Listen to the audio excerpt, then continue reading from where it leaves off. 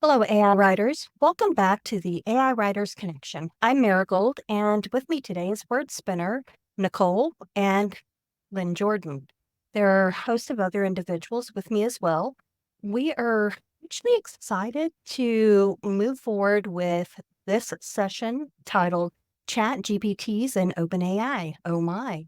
We're diving into the powerful tools and GPT that can help transform your writing process. In today's session, we'll be using some of the GPTs that we've created to brainstorm some premises, create some plots, evaluate synopses, and to flesh out characters and their backstories.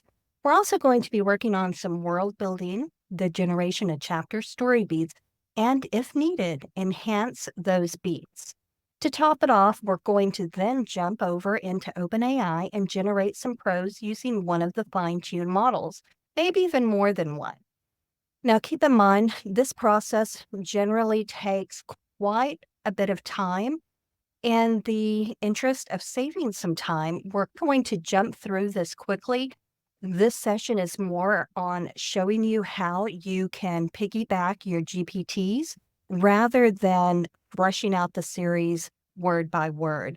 I just want to show you what that flow might look like if you are inside a Chat GPT-4. So give me just a moment here, and I am going to share my screen. On screen, you actually see my Chat GPT-4. I do want to state that if you haven't followed us on YouTube, be sure to go out to YouTube and look up AIWC or AI Writers Connection, where you can actually follow us and get our most up-to-date and current videos. You can also find us in our Discord, which we will put in the comments below of the video. So on screen, Chat GPT-4, and I am set to 4.0. Now, have I seen a difference between 4 and 4.0? I do tend to like going back to 4, but I'm getting a little bit more used to using 4.0. Nicole or Lynn or Cece, have y'all found a difference between the two? Anything worth writing home about? The main difference I really noticed was just I like 4.0's formatting. I'm not sure what's different, but I can take the same prompt in regular ChatGPT 4 and in 4.0, and 4.0 gives me a nice, lengthier formatted output that I'm liking. But in terms of details and all of that, they're pretty close. I can't say I do have a definite favorite yet. You haven't found a favorite between them? Anyone else? 4.0 tends to write longer. So if you're wanting more words, it's a good one. I've also found, just like Nicole was saying, she likes the format. Lynn was saying she likes the length because it gives a little bit more detail. I like 4.0 for that same purpose, but I also found that 4.0 tends to hear closer to the instructions that I've given it. Now, does that mean that it adheres all the time? No, because like in any AI, there are times when it goes off on its own tangent and I have to bring it back around. Or maybe there's a glitch in the system, or especially if there's been an update, oh my goodness, it just makes everything go crazy on just about all of the AIs that are maybe fed through OpenAI. But today, whenever I was playing around, it was actually performing pretty good, and hence why we're doing this impromptu. So one of the things that I found whenever I created the GPTs, I kept saying to Cece, oh my gosh, I wish that I could just bring all of my GPTs into one thread. I didn't realize that I could do that until I posted a message out inside of the Discord for OpenAI. And one of the users there was nice enough to say, hey, this is how you do it. You just use the @ symbol and you can scroll through your most recently used GPT and you can use 1 to 100 of them in there if you want to. So I wanted to go ahead and show you what that process might look like. Now, in the past, whenever I've used some of my prompts from some of the different books that I have out, or even some of the prompts that I like to use in my personal writing, I was constantly having to go out and grab them and then use those. But putting them into a GPT, it enables me to just come in here and I can explore. I can go in and look at my GPTs, or I can look through those that are already there. Now, say I want to use something on videos. I can type video. I can look for writing. I actually really like this video maker. Some people like it, some people don't. I actually found that to be really interesting whenever I was using it for nonfiction. But for today's video, I'm going to bring up my Marigold prompts or GPTs. I do have a premise creation here. Now, with the premise creation, all I have to do is give it a genre, or if I don't give it any genre at all, it will actually give me some items to play with. One of the things that I noticed that I cannot hit the enter button here. Now, if I put a little space in there, it opens this up and then I can proceed. Now, you notice I didn't give it anything, and it automatically started with dark fantasy.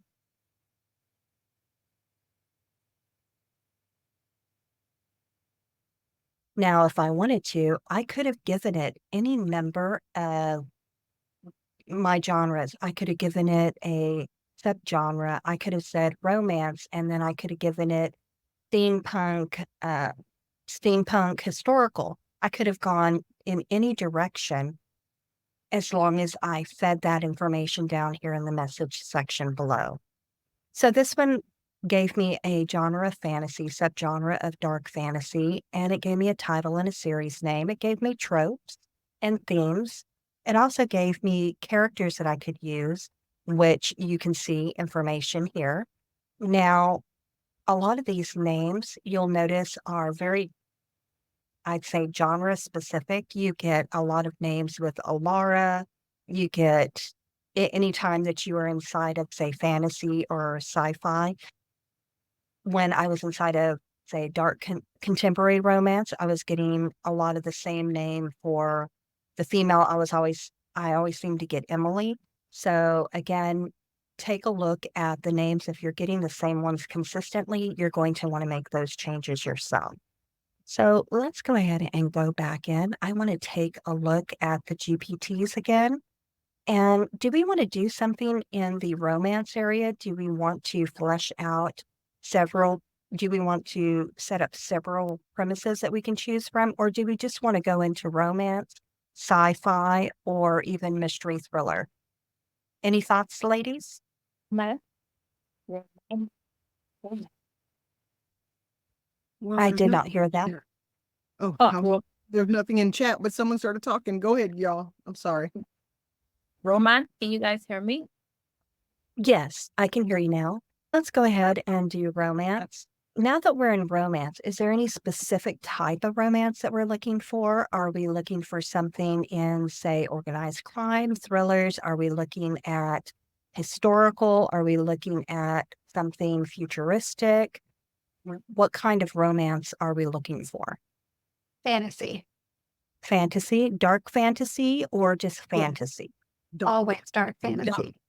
Dark. Yep. Do we want any specific trope? Is there anything specific that we want to add to it? Big guy, small girl. Say that again. Big guy, small girl.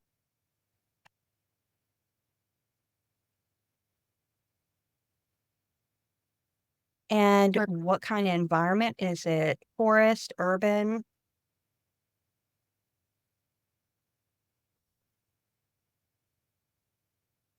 Let's do forest. Or Bring in that pretty, fantastical flora. so let's see what this will give us.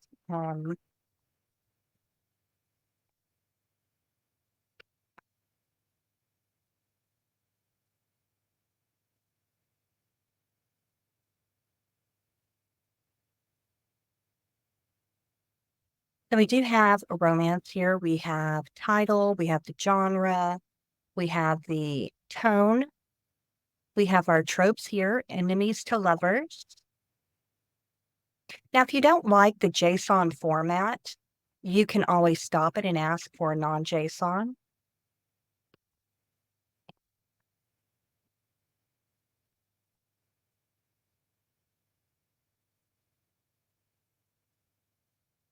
Being newer And to it- this, Go ahead. being newer to this, what are the benefits of JSON over regular format? I use JSON quite a bit because I find that a lot of the LLMs tend to play nice with the JSON format. So if I'm going to be moving my content from one area to another, I tend to like to have some of my building blocks in JSON. So it just reads it better, you would say. Yes. Perfect. So I do find that, especially if you are inside of, say, chat and you're trying to give it very specific instructions, it tends to follow the instructions a little bit better, at least in my opinion. If I'm in OpenAI and I'm in their playground and I'm generating, say, prose, and my system prompt is in non-JSON, I find that it really doesn't adhere to it as closely. But that's also because in my data set for my fine tune, I use JSON. And again, I do that because I feel that my interaction with the LLMs tend to do better with the JSON prompts or JSON-L, depending on what type of format I'm needing. So again, I don't mind viewing it in either format, whether it's JSON or in normal non-JSON. Either one is okay with me. But I know some people prefer the look of one over another.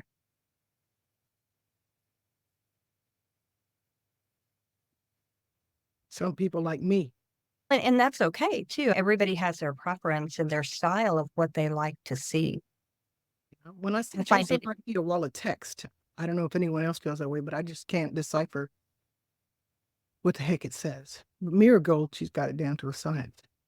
Oh yeah, it's amazing some of the things that you can do. So just with the simple @ symbol, it brings up the different templates that I can play with. Now, my next step after I have done my actual plot creation, now again, I would have gone through all this, made any changes that I wanted to, but right now I want to show you what that workflow looks like. So first I did a fiction plot creator. Next, I'm going to evaluate this. So I am going to look for the synopsis and evaluation and strengthening. So I can click that next. And if there's anything specific that I want it to pay attention to, I can give it instruction on that. So again, I can ask it to dive a little bit deeper into the characters or even into backstories if I wanted to provide additional information on pacing, or maybe I want an additional storyline, add an additional.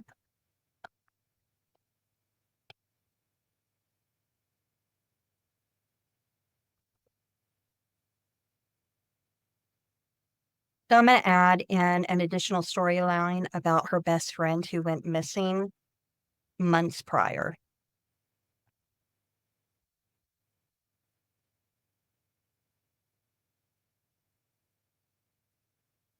Now it's going to evaluate what was already there, but now it's also going to add in the additional storyline. And when you're working with your GPTs, whether it's mine, Nicole's, or somebody else's, if there is something specific that you want to add to your actual story, make sure that you're putting that down here in the message section. Now, because this is a romance, we have our meet cute here.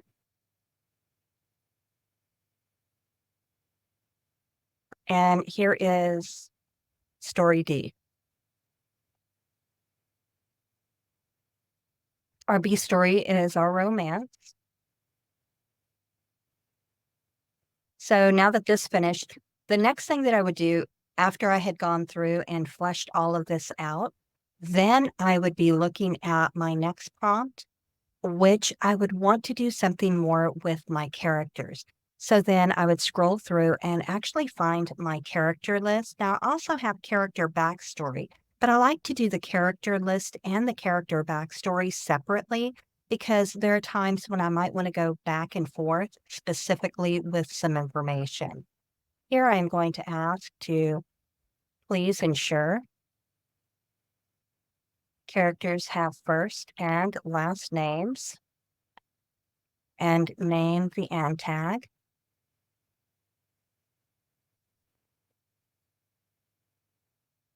Now, again, I could do this without any notes at all. If I just hit space, like my little space bar, then I could go ahead and hit enter. Any additional information that I would want to have added to this, it would add that information for me. Currently, we know that it is doing the Marigold character list. And it did give me a little bit more information here about the synopsis. It gave me a little bit of a backstory, but I want a little bit of a deeper backstory. So that's why we're going to run the next segment. And again, any of this information, you could still go back and forth with the AI, asking questions, adding additional information to this.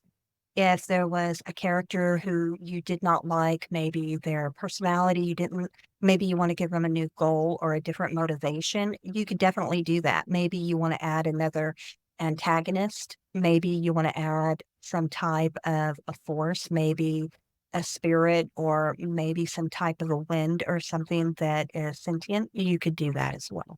We have our characters. We have our main characters here. If you want some additional side characters, you could ask for additional characters here. You could just say, add 10 more characters following the same process. Do you need to tell it that it's minor characters, or is it going to try to create main characters? How does that, have you checked that out with the? If you are not specific, usually it will go to supporting characters or to extra characters, but there have been times when it has added an ensemble cast. So to Cece's point there, if you are asking for additional characters, make sure that you are stating whether, one, are they additional main characters to be part of an ensemble cast, or are you looking for supporting characters or extra characters that are just throwaway characters that might be flat? And just to make sure that we're on the same page, when you say an ensemble cast, what you're saying is another group of, or set of characters that have a main role. Is that what you're Right. saying? Okay. So maybe instead of, I can still have a romance, but what if I want the two main characters that are listed right now? What if I want to make them part of a group, say 6 people, and I want them all to have maybe POV chapters, and I want to be able to write about each one of those individuals, maybe it's 6 characters and maybe it's 3 couples. I don't know. That is something that I could set up here. I could ask to have additional characters. I could specify 3 more main characters to become part of the main ensemble cast. And I want an additional either 6 or 8 characters to be the supporting characters or minor characters. So you can definitely specify this kind of information.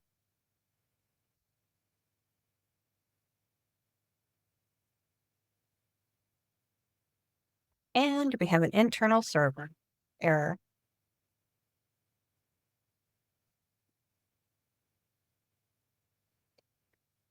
So you do run into those from time to time. When that happens, just go ahead and ask to have it repeat or to reprocess the content again.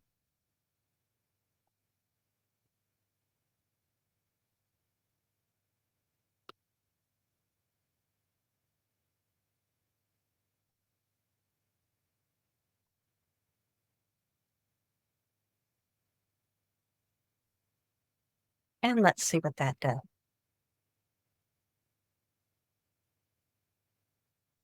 So here's our main character, our pro tag, Thornwood. We have Windrider, who is our love interest. She's also the healer.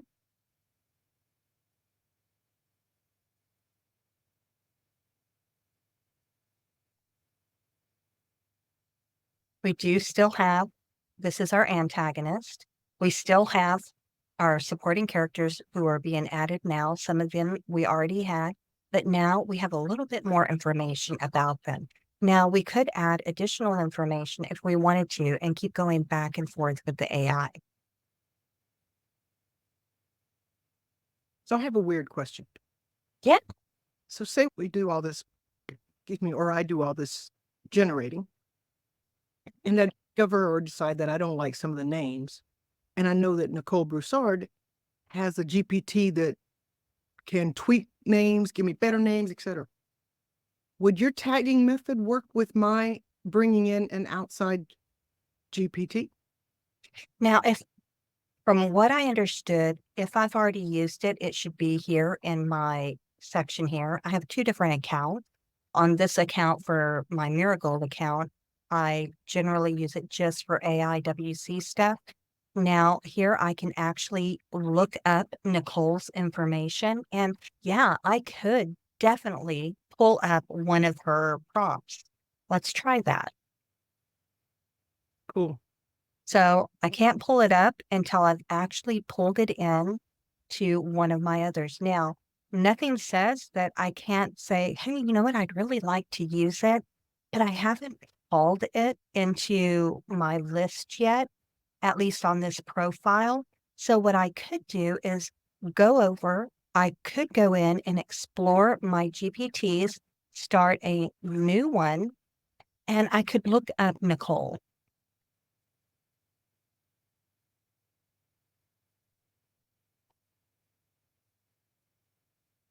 Now here I have character habits and quirks. Which one were you looking for, Cece? Was this the one or one of the others?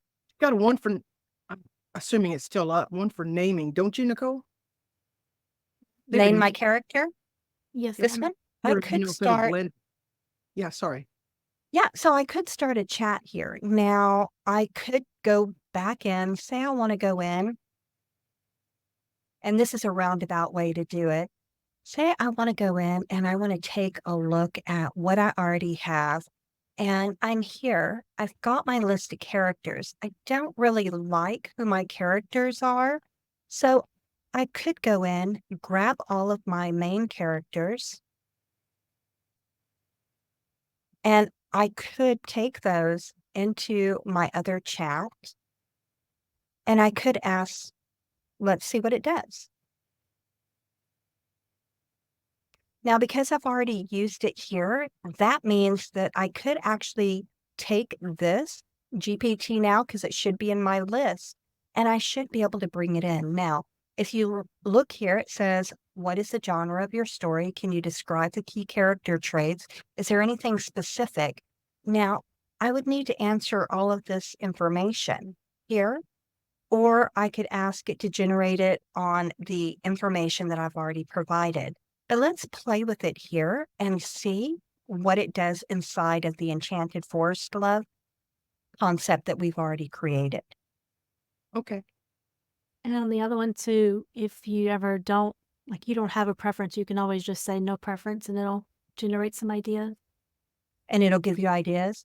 So Nicole, since this is your prompt, what would you recommend? Would I just state to please rename characters with something diverse? I believe so. I would say, here's my current character names and descriptions. Please give me more unique names.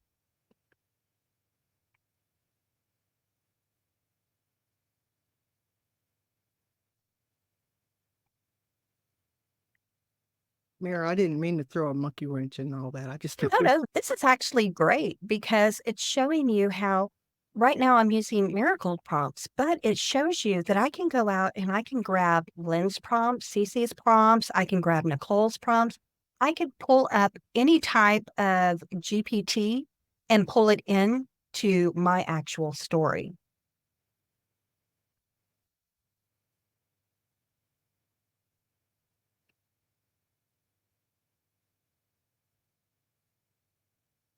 Would you also put along with diverse names, would you also, there you go, make them unusual? I was going to say, yeah, unusual and original, something like that, because I've seen sometimes the LLM has a habit of bringing in established characters from well-known books.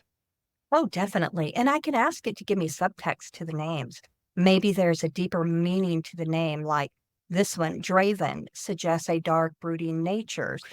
Again, if there's something specific that you're looking for, or some type, maybe you even want to use an anagram of a name for a character. Maybe you can ask them to make the main character have an anagram for a name. Maybe another character, you want something else. Definitely pinpoint what it is that you're looking for, because a lot of these prompts help you and give you some really interesting information. Now, I am going to ask it to give me the character list one more time with the new names.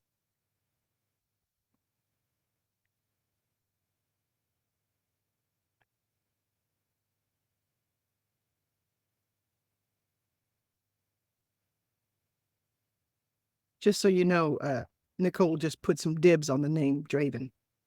Oh,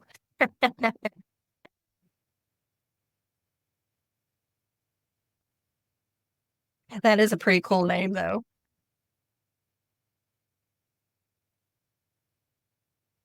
Yeah, it is. So it's interesting because it will look, I like the fact that Nicole incorporated within her GPT to take a look at the actual genre and subgenre, and then to take a look at the story structure itself, or the concept, because that kind of helps the AI to build that information as far as changing the character name. So that's pretty cool. That one. As you can see, all of the names have been changed, completely different from what was there prior.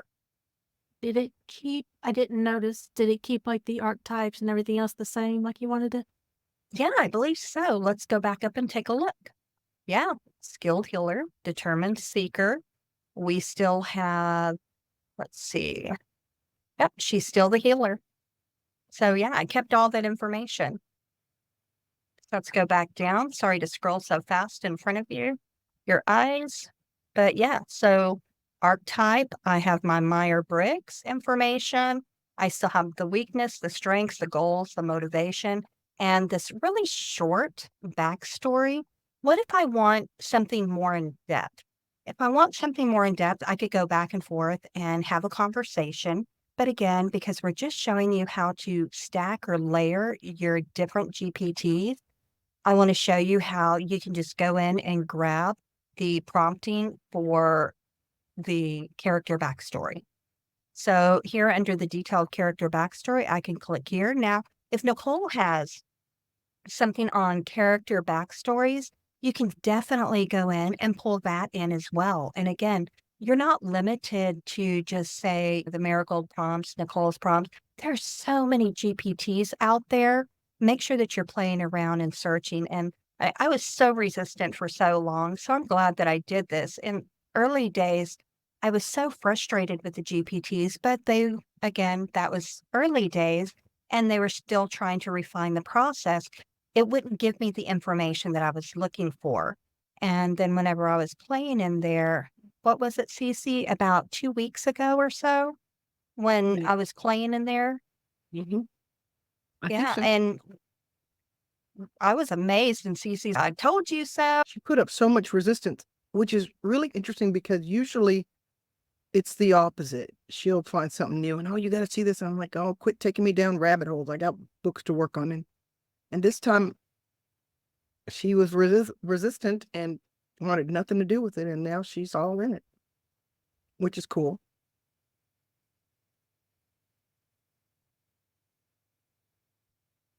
And I know you're typing right now, so I hate to even ask you something because it's going to mess you up. Okay, go.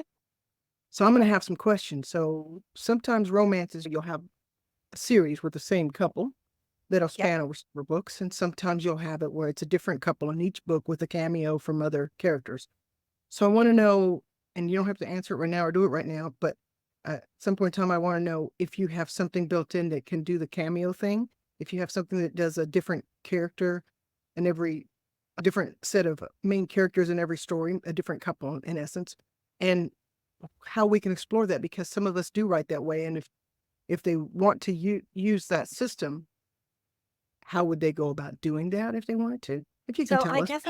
I definitely have that written into some of the prompts that I use. If I know that I'm going to be using a new character or a couple for each book, book two will generally have the couple that's in book two actually cameoed in book one. And that was actually something that I learned from you, Cece, when I was a fledgling writer.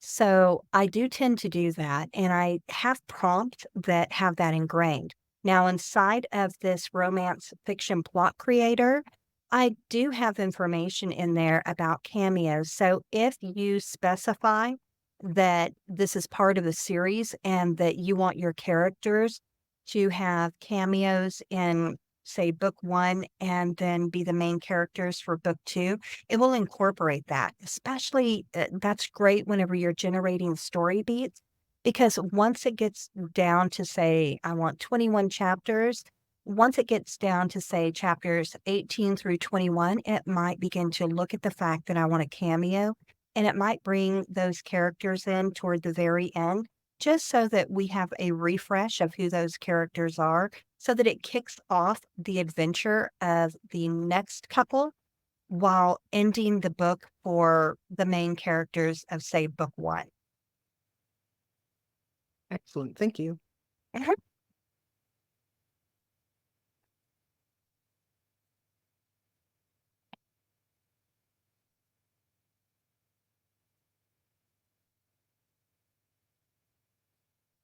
Now, another thing that I like to do in my backstories, yes, I like to see the backstory of the main characters. I want to see some type of traumatic event. Now, I could name that trauma.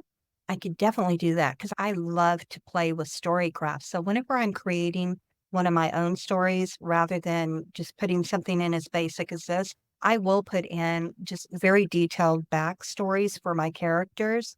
And I sometimes will even brainstorm with the AI. But I also like to show how the characters all tie or interconnect.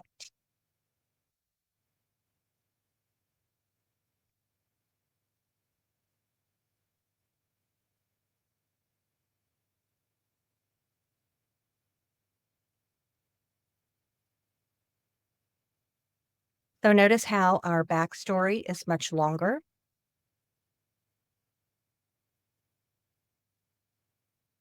So it's giving us that the betrayal led to a devastating loss. So again, it's giving me more information to work off of. And again, you could have said the information that you want for the backstories yourself.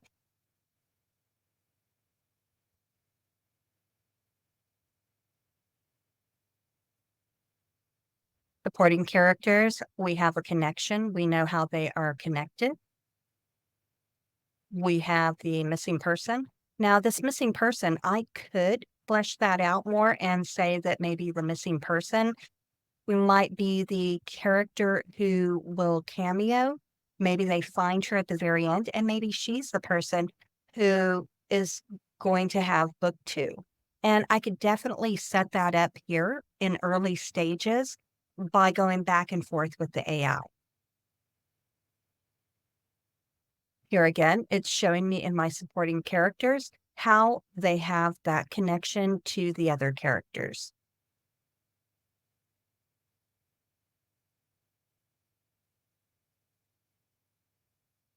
Now, the other thing that I like to do is, and we have an even more detailed character tie through, how they're impacting. This one bridges the gap between the past and present guardians.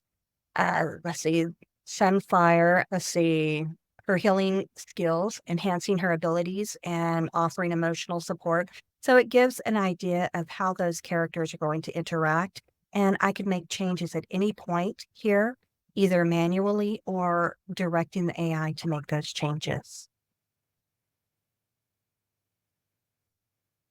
Now, for sci-fi and for, say, epic fantasy, and actually for any story, but especially for really intricate sci-fi or for really detailed epic fantasy novels, one of the things that you'll hear people talk about a lot is world building, and they build these intricate worlds. So I do have a world building frame that I can play with.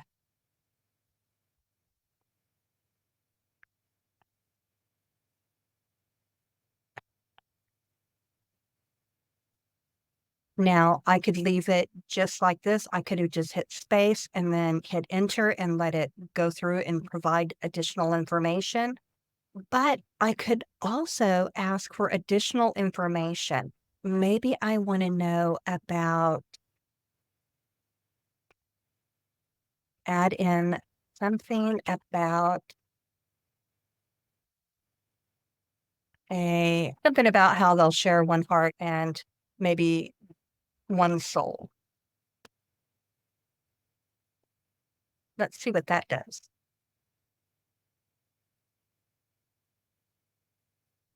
So what if you did that and then it gave you what it thought you wanted, but it really wasn't what you wanted? Could you back it out? I could tell it to ignore what it just processed, and then I could feed it additional information. Now here, like here it talks about this rare heart root, which are used for healing properties and stuff. So it's given me natural resources, climate, it's given me the ecosystem, it's giving me history and lore. So again, like if it gave me something that I didn't like, maybe I didn't like any of it. I could ask it to basically scrap all of that and then give me the information again with additional prompting. So here I have my society, my cultural norms. I have forest tongue. Now I do have to hit continue because as you can see, it's providing quite a bit of information, politics, government, even a legal system. It's giving me the economy, trade, industry. So if there was anything in here that I did not want to be part of my story, I can strike that. Religion, belief, characters and creatures. So again, that conflict, tension, it's giving me daily life and customs. It's giving me fated mate myth. Remember, I put that in there specifically to talk about fated mates who share one heart and one soul and how they're destined. So it said that they're destined to find each other across time and space. So I could expand on that, or I could scrap it if I wanted to. But let's go ahead and let it finish.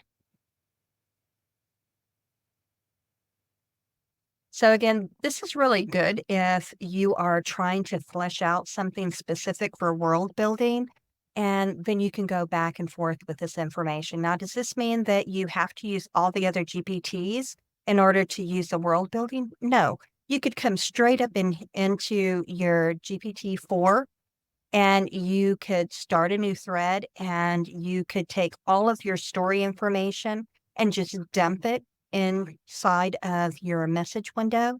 And you could put that inside of the prompting for the GPT for world building and ask it for that report. And it would take a look at everything that you have and spit out a report. That's awesome. So just to make sure to reiterate for people who might have missed it earlier on, your GPTs and Nicole's, they're all available to people who go in there and look for them. True? Oh, yeah, 100%. And keep in mind that these GPTs are not costing you anything. So I believe you do have to have a membership to version 4. And by doing that, then you can go in and grab them. Nicole, have you heard anything about whether you can access them with 3.5 or not? Last I saw, somebody had posted the link the other day. Currently, you need the subscription, but they do have plans to bring it to regular 3.5 users, the free users, to bring GPT. Oh, that's cool. Yeah, so that would be really cool. And I like the fact that we can put GPTs out there that help people. And again, I can go out and there are so many of them to search through. So again, if there's something that Lynn has done or Cece or even Manon or somebody else that that I communicate with back and forth, if they have a GPT, I can definitely go out there, search their name or search the actual name of the GPT, and I can pull that in. But like you saw, on this account, because I hadn't pulled in Nicole's on my Marigold account, I have them on my personal account. If you have one that you have not pulled into an account, just go in and pull it in on a fresh thread and then come back to the one that you're working on, because look where my little slider is.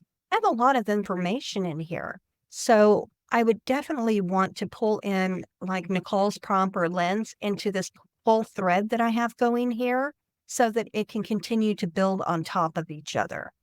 But I was able to bypass being able to grab it. I was able to go into a fresh thread, pull that in. And once I did that and then went back into this existing thread that I'm playing with, my concept, I was then able to pull hers in.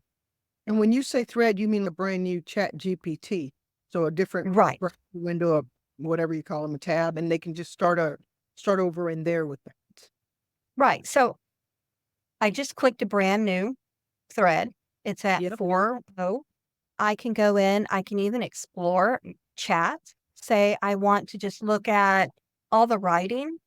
I can come here and under writing, I can look at all of these. I can look at everything that is underneath here.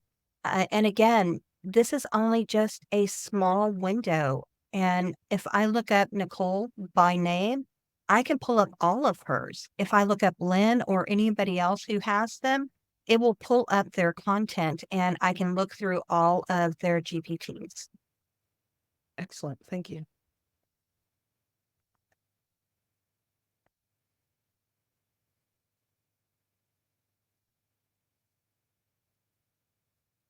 So here, if I also do it this way, I can definitely see it this way too. So notice how all I did was type in writing. I can type in writing. I can type in maybe premise and see what else that I get. And again, you can check to see what you can find when you're in the different areas to see what it will pull up. How about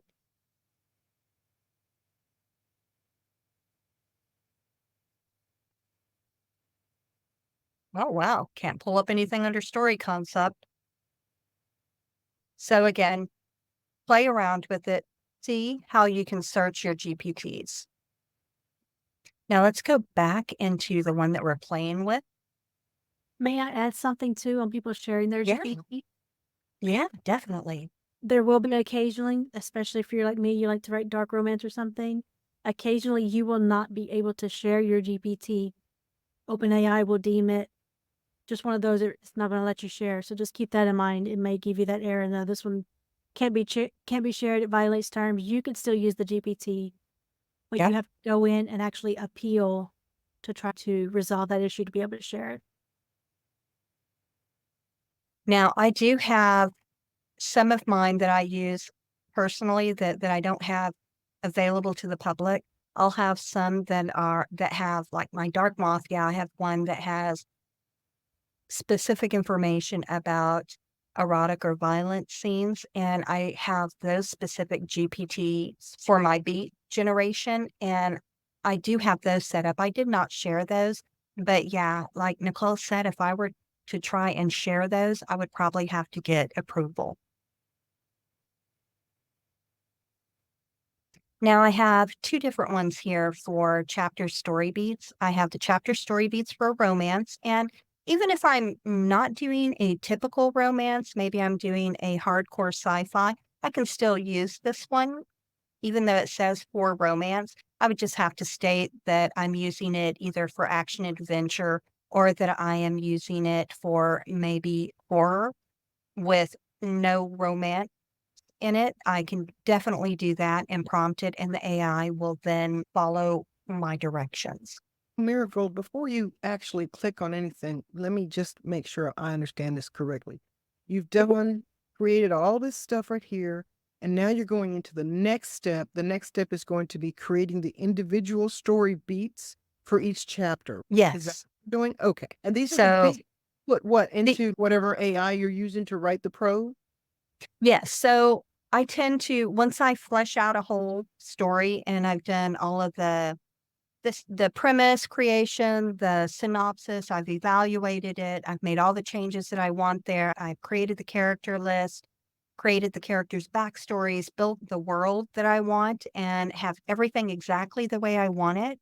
Then I will move to the chapter story beat, and I will give it information on the story beats. So if I click on the story beats here, it is going to ask people to make sure that you're specifying how many chapters do you want?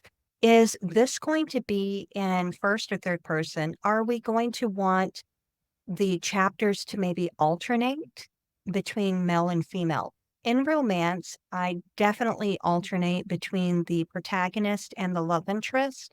And in a thriller, I might alternate between anywhere from 2 characters to 5 characters. So again, if I am, depending on the genre that I'm writing or the story itself, I can dictate how many different POVs I want. Okay. We have a question. May Okay. I? Is it a good time to pop in with that? Yeah. So Jen has a question actually, and since I don't know the question and my psychic abilities are being interfered with by the clouds, Miss Jen, do you mind letting us know what's up? Yeah.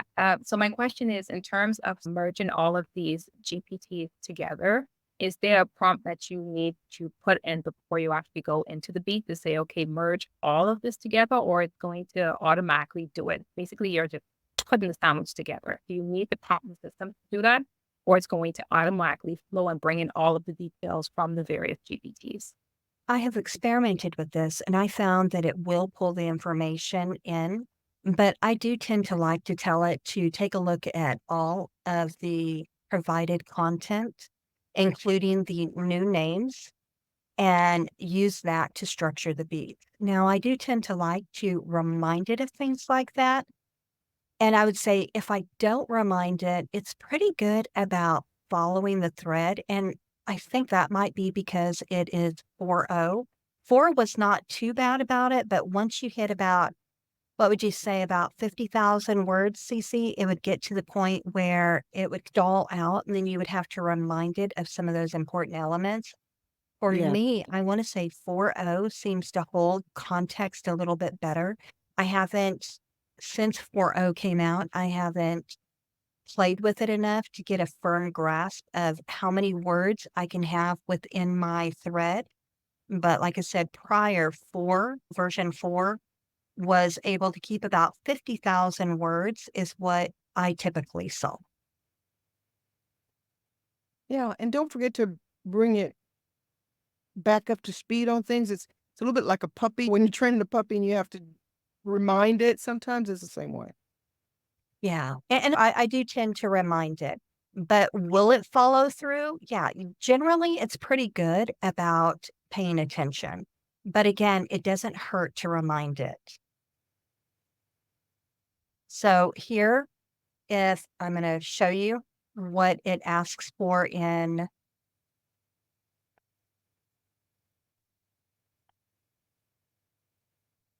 So if I go in and I look at my chapter story beat, let's go.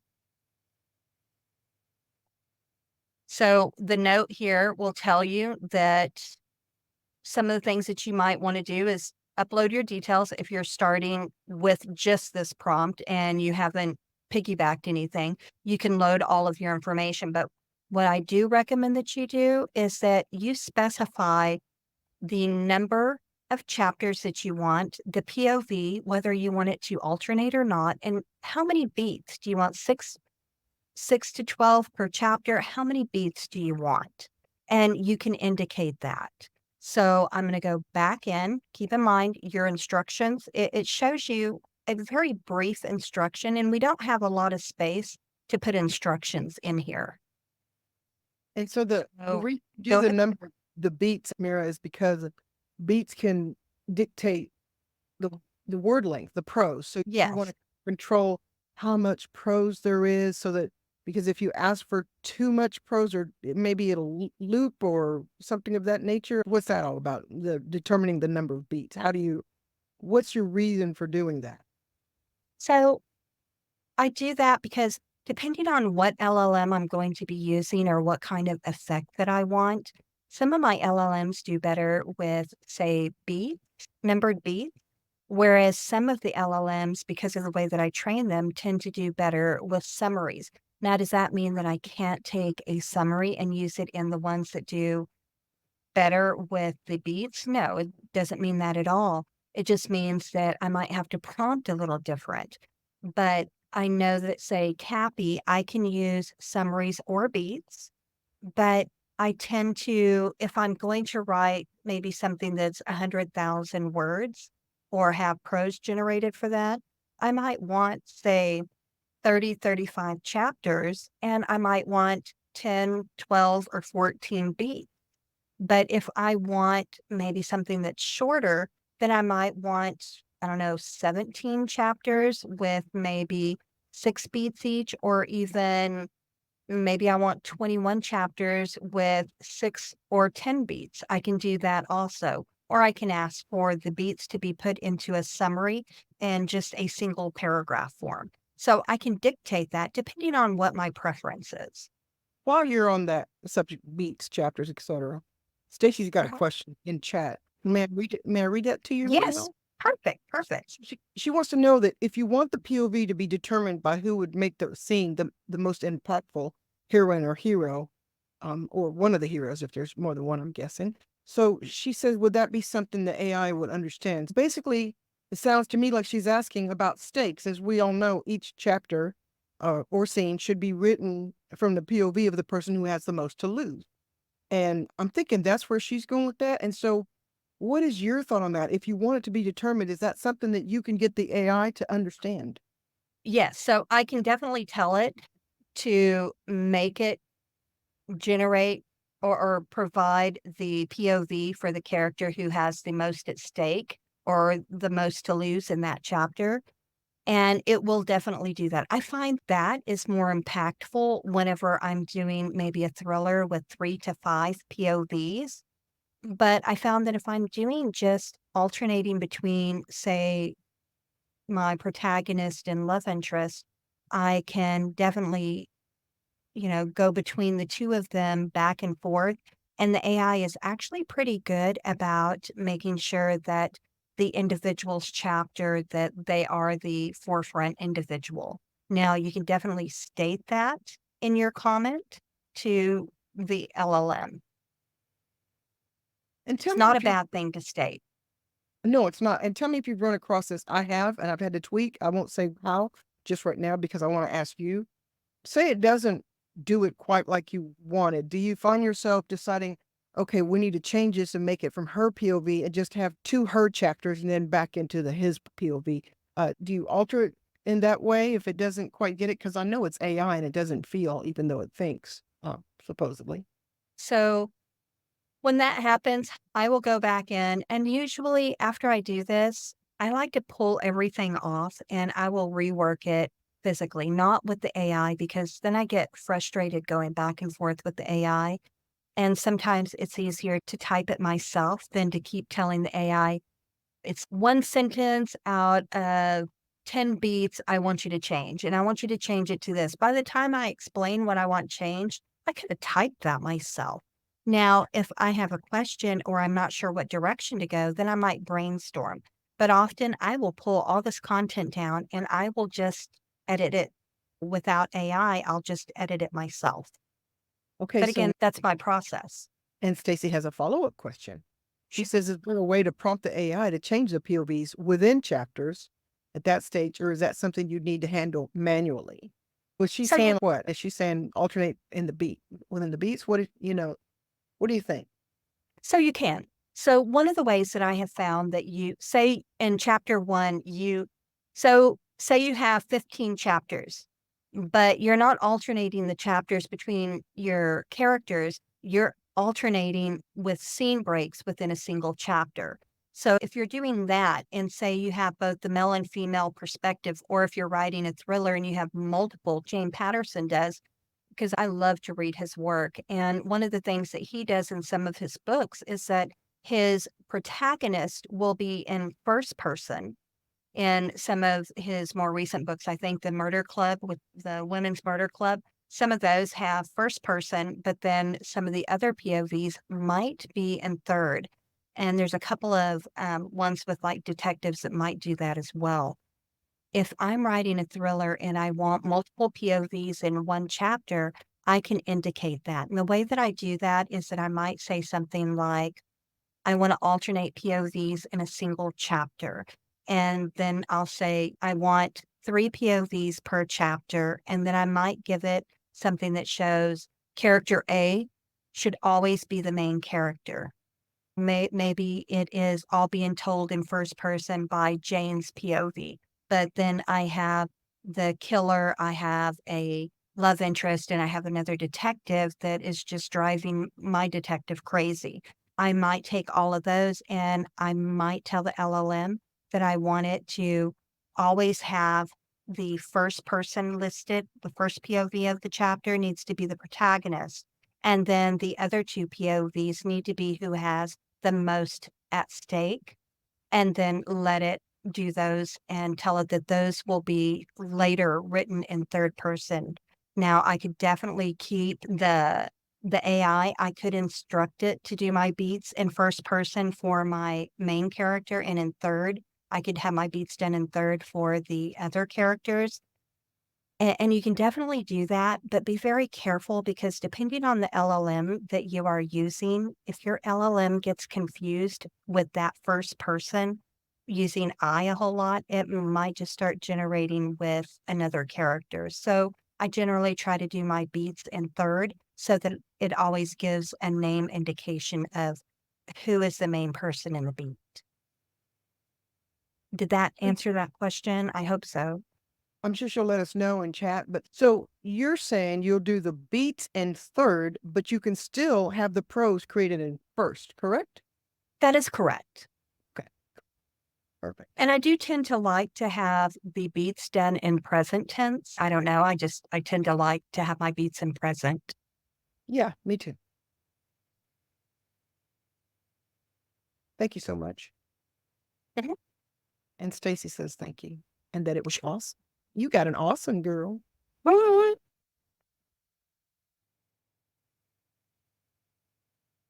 So now you're telling it to review all the information in this thread. So you're just making sure that it's on point, right? I'm making sure that it's on point. So I want to take a look. I have my backstories. This would give me a chance before I start. It'll give me a chance to take a look at all of my characters, what I want to change. And one of the reasons why I like it to give me this information, again, is because I will take all this information and I will plug it into my OpenAI. All right. Now, just for some of us who may not know what OpenAI is, can you tell us in maybe a sentence or 2? Sure. So OpenAI is the area where I go into within Playground for OpenAI. OpenAI basically feeds ChatGPT and has a very robust LLM that you can use to generate prose. You can use it for graphs, charts. I can definitely, when we get over to it, I'll definitely show you more information about OpenAI. Awesome. So that's like the meat and the potatoes, where it's right here. This is all the skeleton, and then we're going to put some ligaments and tendons, and then we're going to put the flesh on it, the meat and the potatoes, right? And that comes through the OpenAI platform? Oh, definitely. Excellent. Now, Nicole, I know that you really like to have dialogue in all of your, I think I've seen where you put it in a lot of your beats. If you prefer that, then up at the top where I have listed that I want 21 chapters, I would state to go ahead and put the character dialogue in every single beat. And it would actually do that for me. Here, I tend to just have one occurrence of it, but you can definitely have it put in every single beat if you wanted to. Yeah, one of the phrases I'm liking in my beat headers when I'm using pseudowrite stuff is include dialogue where appropriate. And that's coming out really good for there. And then I can also put it in my outline box and it'll generate some beats with dialogue. It's been a really neat experiment.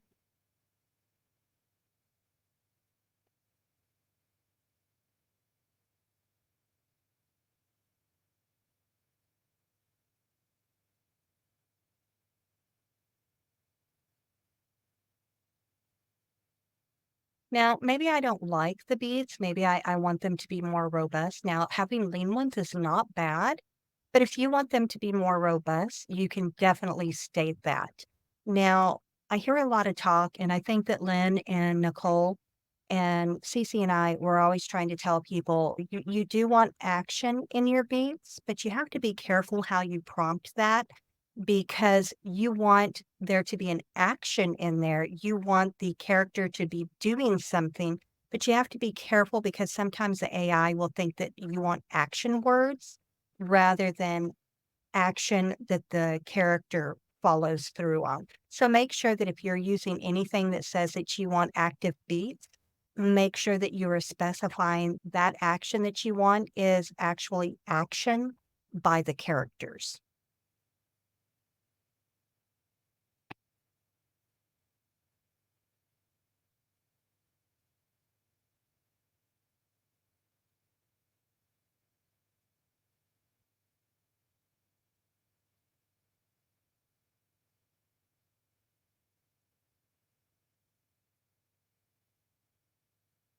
So let's see, it's going to give me that information again, and then it will start on the.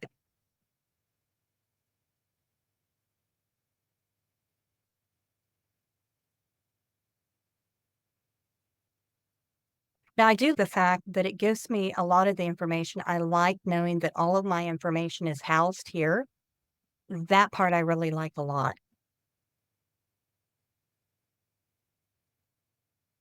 While this is generating, any questions? There's nothing in chat. Anybody got anything? It's a good time to step in and grab her.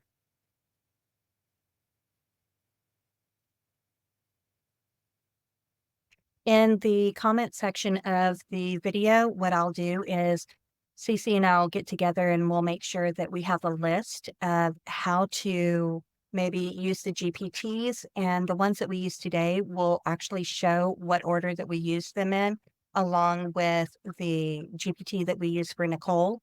And I might even brainstorm with Nicole before we release this to find other GPTs that she thinks might be beneficial for people that are maybe following this process so that they maybe if they have other aspects that they're having issues with, then maybe we can get a list of some of her GPTs that she thinks might be beneficial to list as well. Now, notice how it's giving me my chapter by chapter outline. It is specifying who the POV person is. It is giving me the dialogue by the character. Remember earlier, it was just giving me a single line. Now it's giving me a little bit more information about each one of the beats. It's showing me what's happening. He's stumbling through the forest. He's wounded. I don't know what that wound looks like. I could definitely input more information about that when I do my edits before I generate. But again, make sure that you're looking at these. Now, here's where it has the dialogue started, like what Nicole was saying.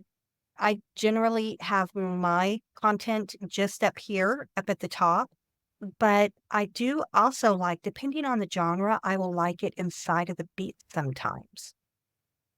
Now, I did hit continue because I need it to continue generating. One of the cool things that I like about this is that in the past, I kept having to remind it, and I was having to grab a prompt and say, okay, now that you did chapters 1 and 2, I need you to do the same thing. And I had this 3 to 5 sentence paragraph where I was telling it to now generate chapters 3 and 4. And then when it did that, now generate chapter 5 and 6. And it just took forever to keep prompting that way. But now with the GPT, notice it gives me more of my chapters. And when it isn't finished, it automatically allows me to hit to continue to generate. So here we have dialogue on number 6. We have dialogue on number 7, on 8, on 10. See, on chapter 4, we have another POV. We have the female's POV. So let's take a look while that is generating. Chapter 1 is actually from his POV, Draven. We have chapter 2 from hers. We have chapter 3 is his. So it is alternating between male and female. Now, if we don't like some of the dialogue, we can definitely change that. If we feel that it's sappy, we can remove that. You take this all Thoughts? out and you put this. I'm sorry, Mary, I didn't mean to interrupt you. I don't see anything in chat for thoughts, but I was wondering. So you take all this information. I think we all might way. We take it and we put it either in a Microsoft Word document, or we house it in Vellum, or we house it, like say, in Atticus or somewhere, just to have it. Yes. So do you, this is something that I do sometimes, is because when I take those beats out of here, I tweak them some. They almost always Yes. need tweaking, right? Do you Yep. take it then after you've tweaked it and refeed it back in here so that should you need to refer to it to have it do something else so that it has the latest version, so it doesn't try to give you information based on what it had before you fixed it and tweaked it? Do you feed it back? Yes, I do. I will feed it back. So that's something Now, you recommend doing, right? I do recommend. Now, generally, notice how it stopped here at 7. Generally, it will stop, and then I do have to reprompt it. Sometimes it'll go through all 21 chapters, but sometimes it will stop in thirds, like it'll stop on chapter 7, chapter 14, chapter 21. If I have 30 beats, I've had it to where it stops every third at 10, 20, and 30. Keep that in mind as well. And whenever I have that happen, I actually just prompt it to continue. Now, there have been times whenever I prompt it to continue with a very specific prompt and telling it that I need it to adhere. I don't find that I have the same kind of issue in 4.0 that I had in the prior. So one of the ways prior to using the GPTs, I was always giving this type of a prompt, and then I was having to tell it to do the next set of chapters. Like I would say, generate chapter 8 through 14, and then, or generally it was only 2 chapters at a time that version 4 would do for me.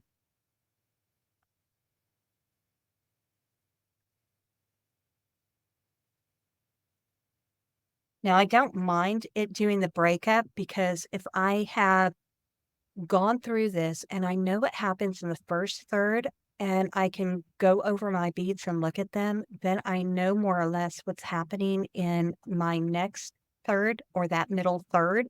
I'll more or less know what's happening in there.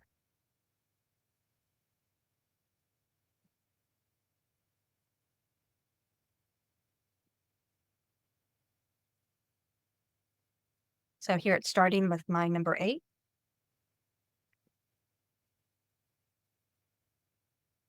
And we didn't really talk about it.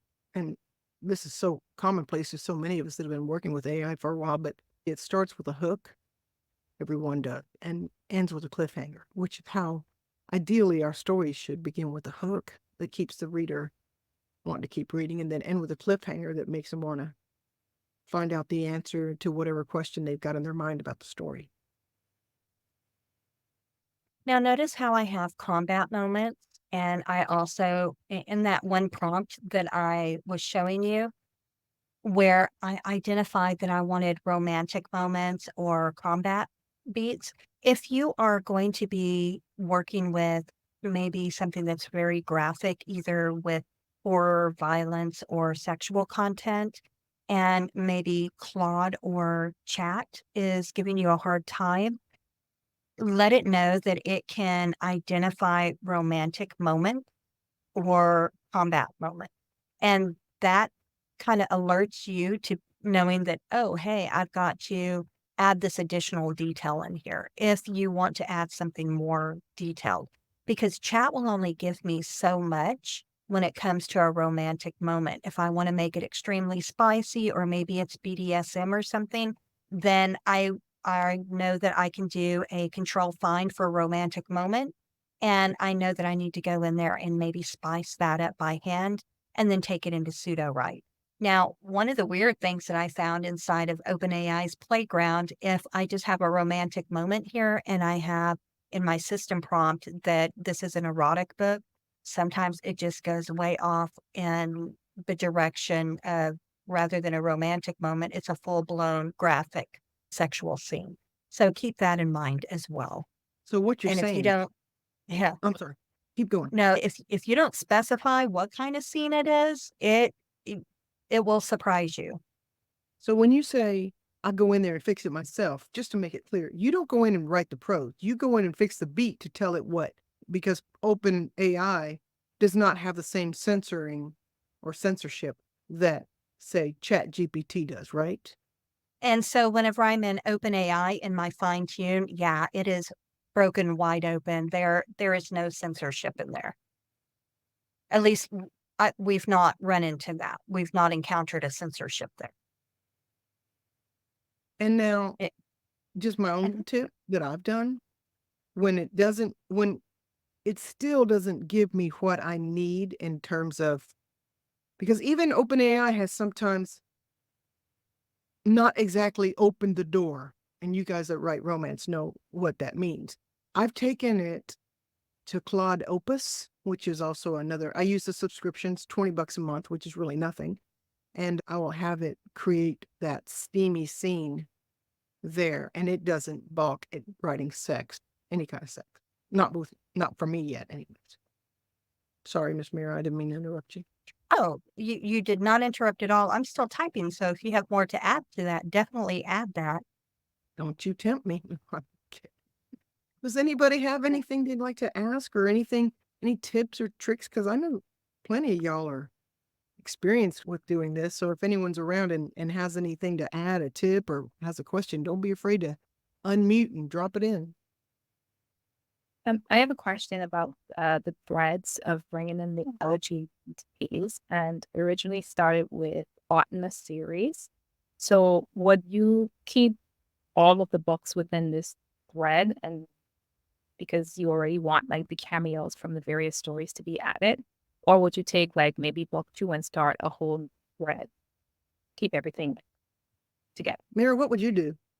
Generally, whenever I am creating one of these, if I know that it's going to be, say, a 6-book series, I will specify that at the very beginning whenever I am first using that romance fiction plot creator. I will state that it is a 6-book series and that I need to also see a premise for books 2 through 6.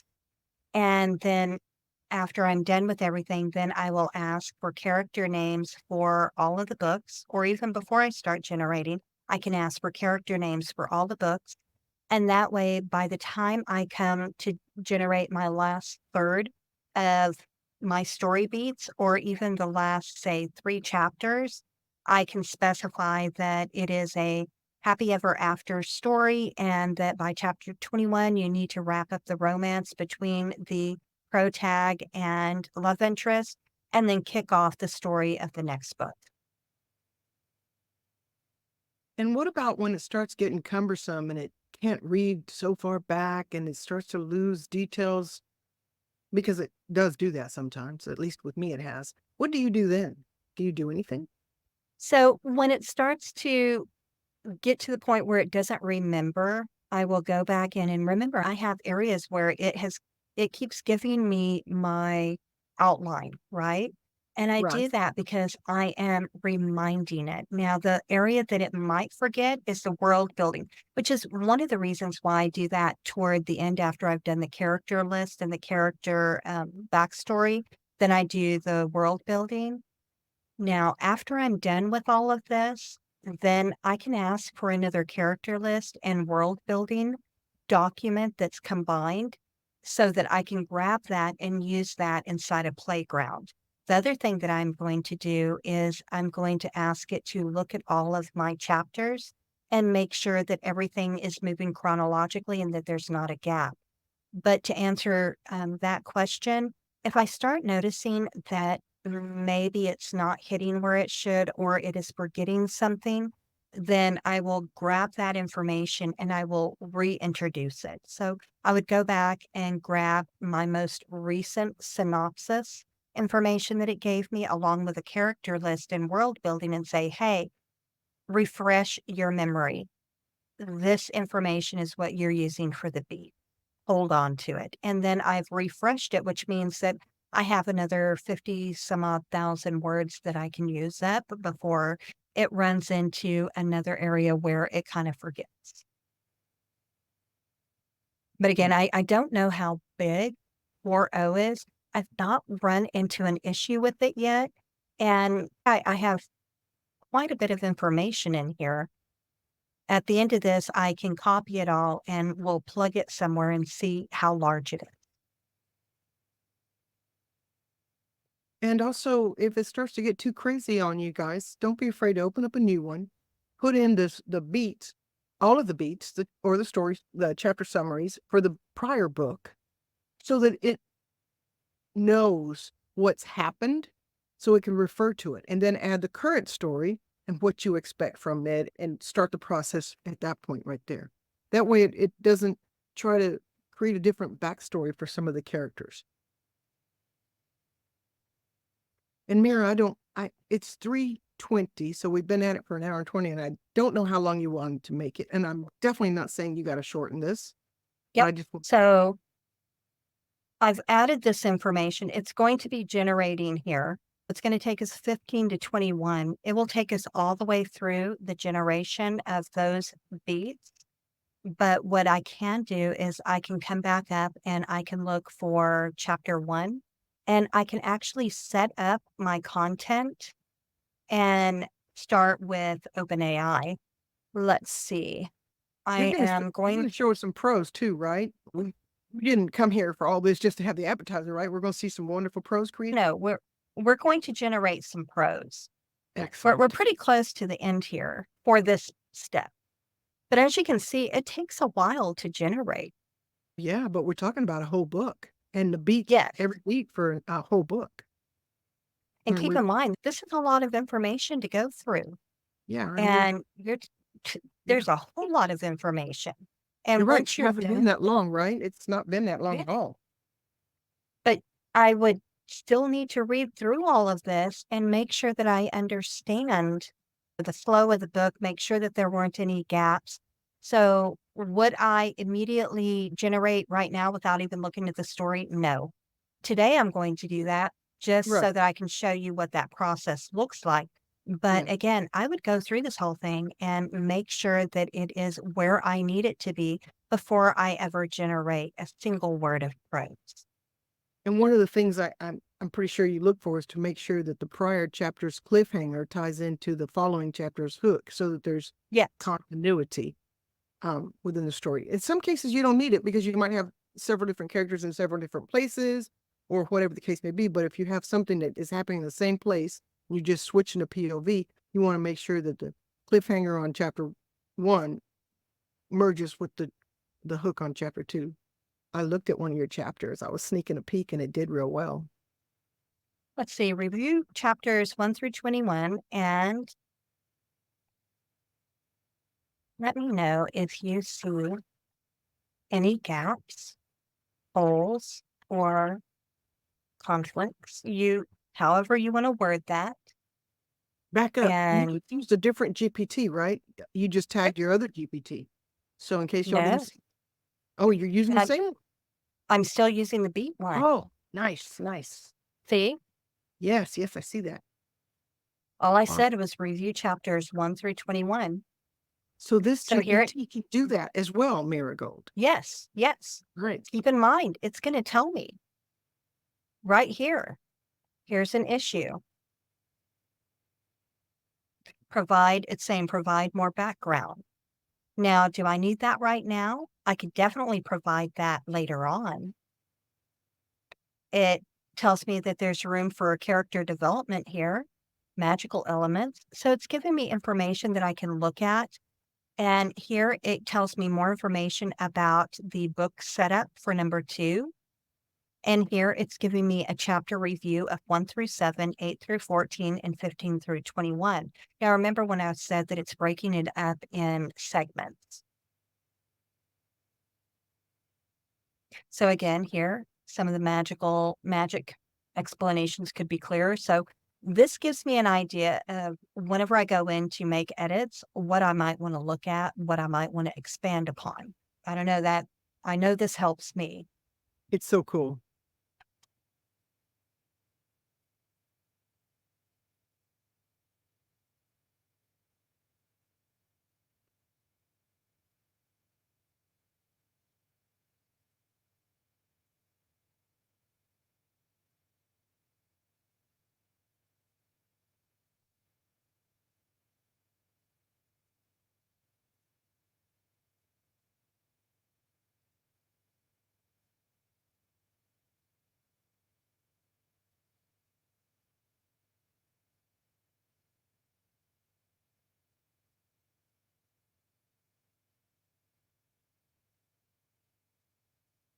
Now, why am I asking it to give me a final character list with backstories, including major and minor supporting characters and world building? Because I could definitely go up and extract that information, but with everything that's been done, I can get it to give me the specifics to it because I'm going to want to use that in OpenAI. Note, I want to use this information in OpenAI's playground for Prose Generation to guide the AI. And that's going to be sending information for me. And I have one other step that we're going to play with, and then we will be ready to generate. Here's my character list and world building information. It's going to give me just a rundown of information. Let's make sure it gives me my characters. Probably do that at the end. I generally like to have it up at the top. But here's my character list.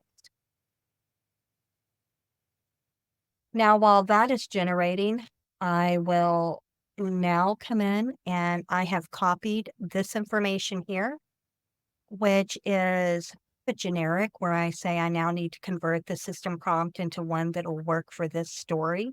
And I like to have it layer specific information about my story. And I follow this because this is the kind of format that my LLM was trained on. That's why I tell you it's really important that whatever was in your system prompt, in your fine tune, that is what you are going to use inside of the system prompt in your OpenAI.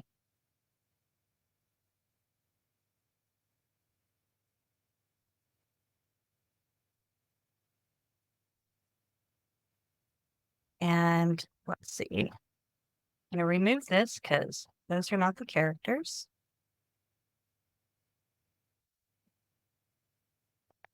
And generate the framework in JSON.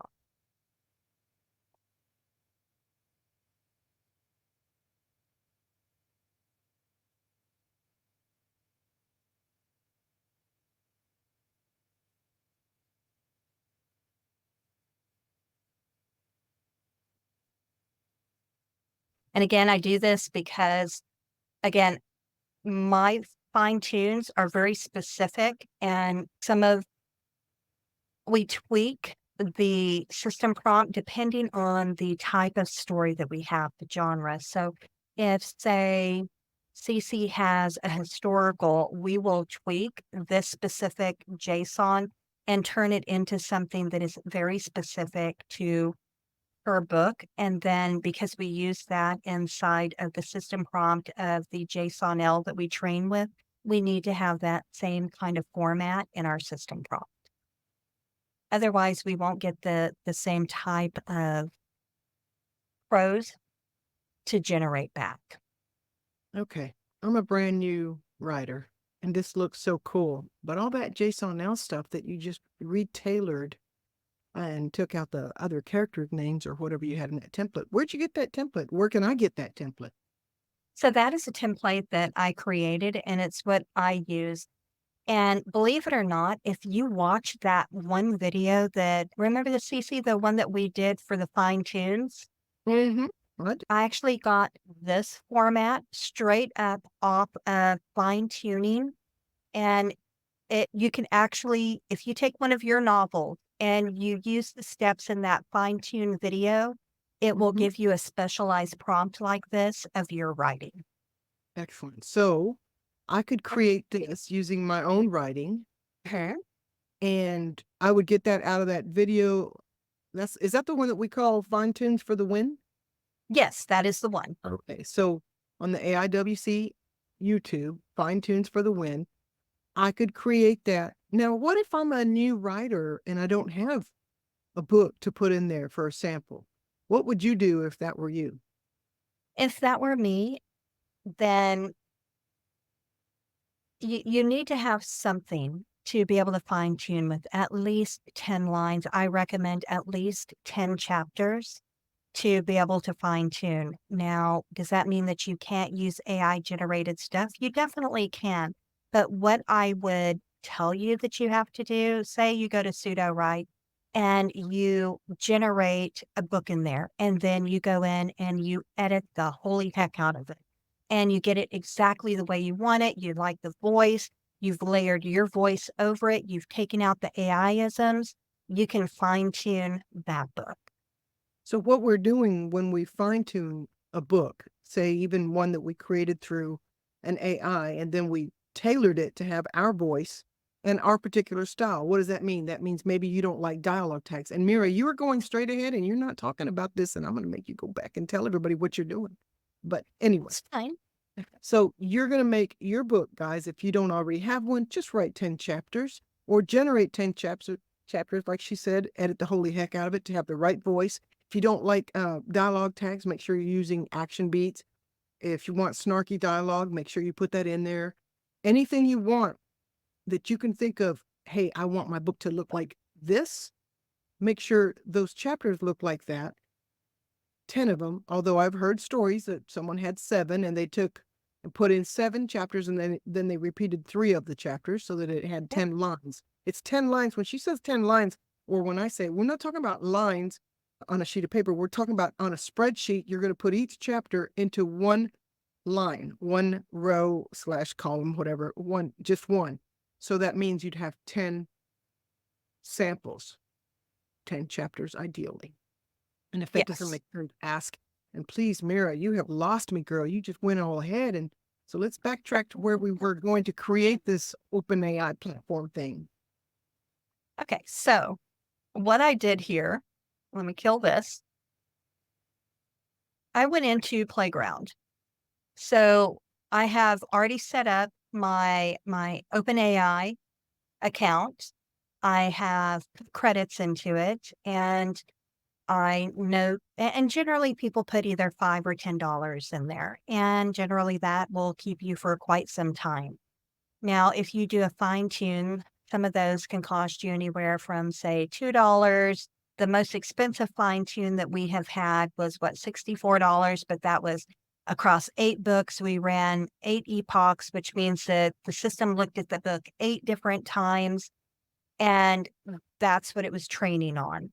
Now, majority of our fine tunes have cost us anywhere from $2 to $4, CC?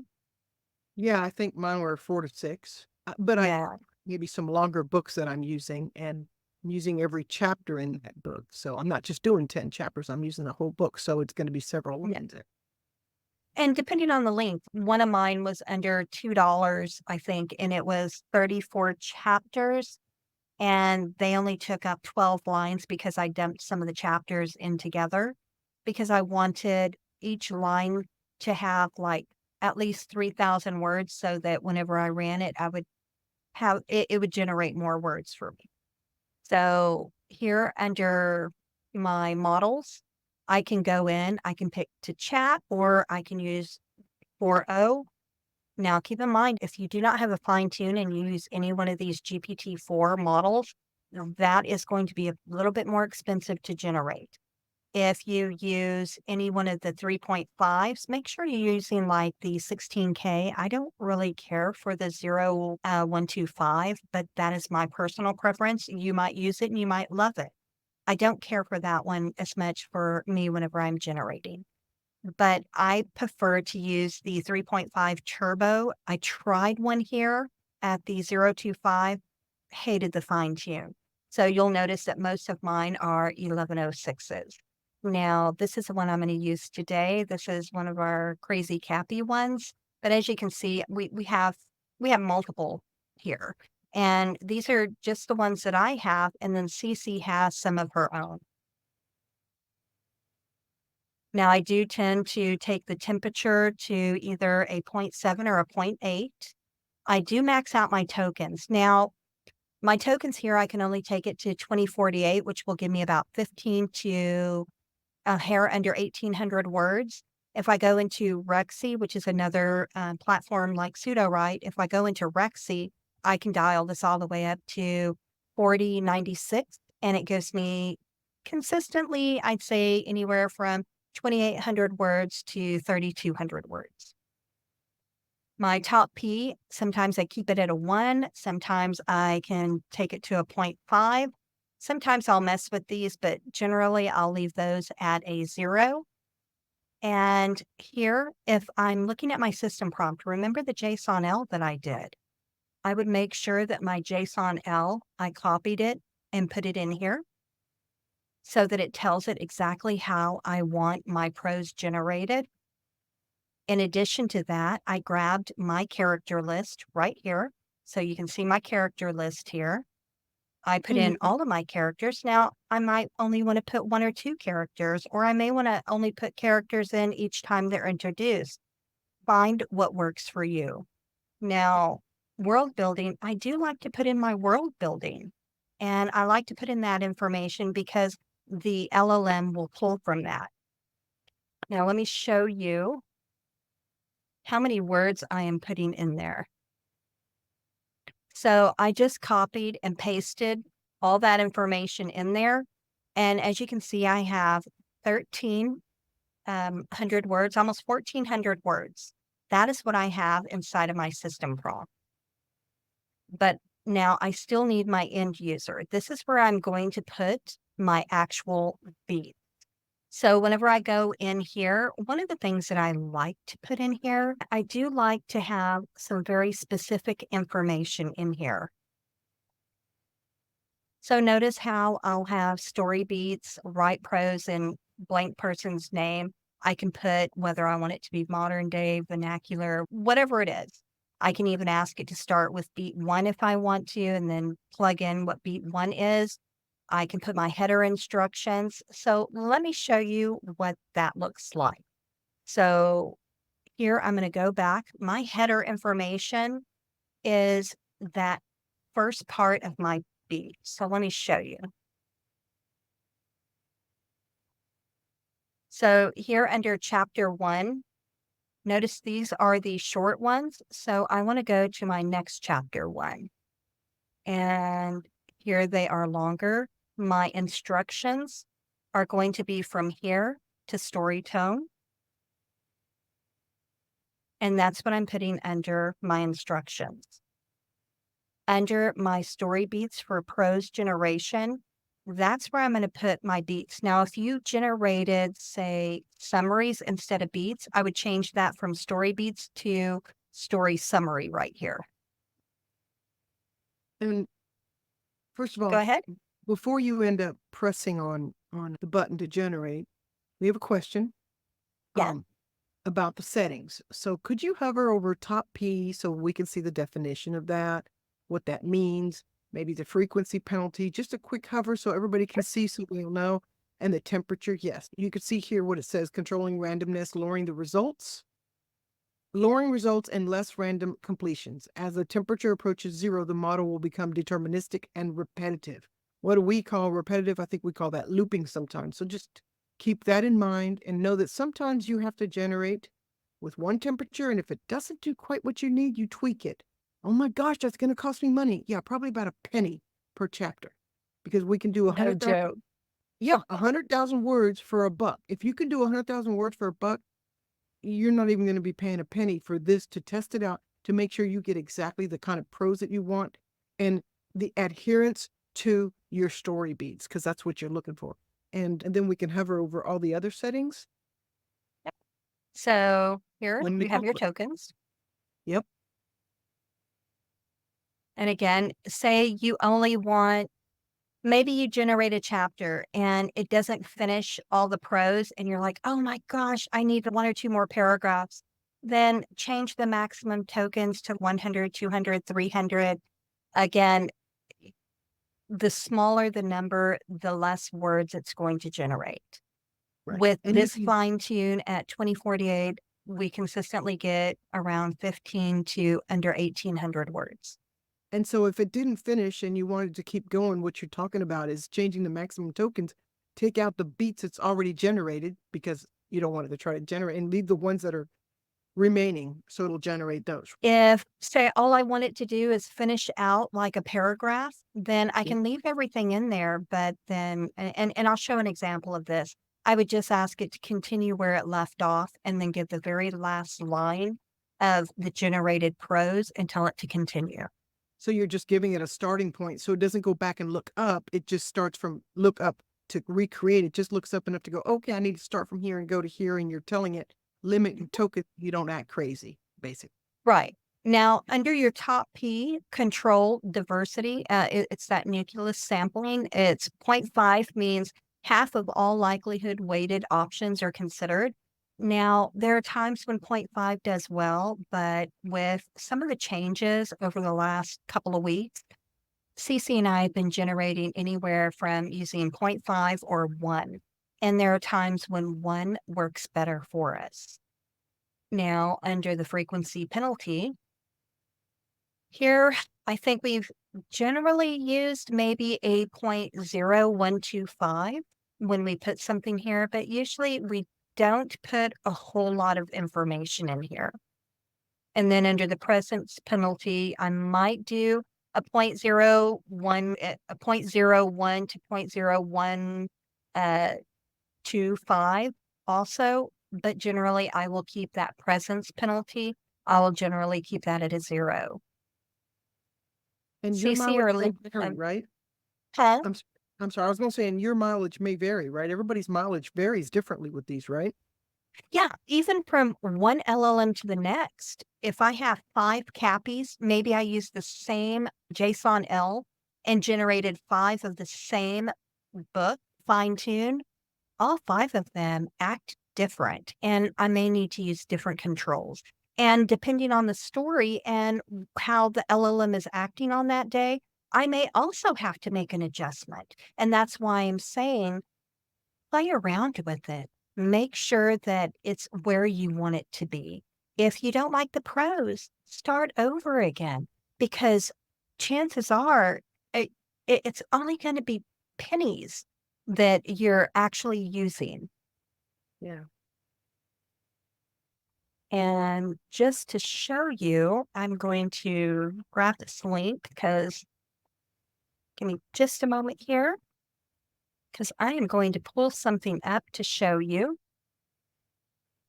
some information on usage. If it pulls up. So under usage, notice here, look that over here. So as you can see, I have used quite a bit of information, if I can get it to stay on here. I've used about that much since I started playing, and that's not just since May 1st, that is since day 1. And why have I used that much? Because I've created like over 40 fine tunes. On one day alone, I created, what was it, 11 of them, CC? Yeah, she loves to create those fine tunes and So I created 11 of them here on May 12th. And on one of those was like a $64 one. That was the most expensive I've ever done. But I actually like the results. It's part of a series. It was actually CC's series of 8 books. And it actually does really well. And I like the information. But we also found that the results were the same if we use book 1, or maybe we want something specific from book 2 and we do just a fine tune of book 2. So again, it didn't hurt to use just a single book to fine tune with, which is generally $2 to $4. But we wouldn't have known that if we hadn't tried this. We Exactly. do a lot of tweaking and testing because there's no manual that says, oh, this is what top P is. This is what the penalty is. This means there's nothing out there that is definitive as it applies to what we work with, right? Which is novels, fiction.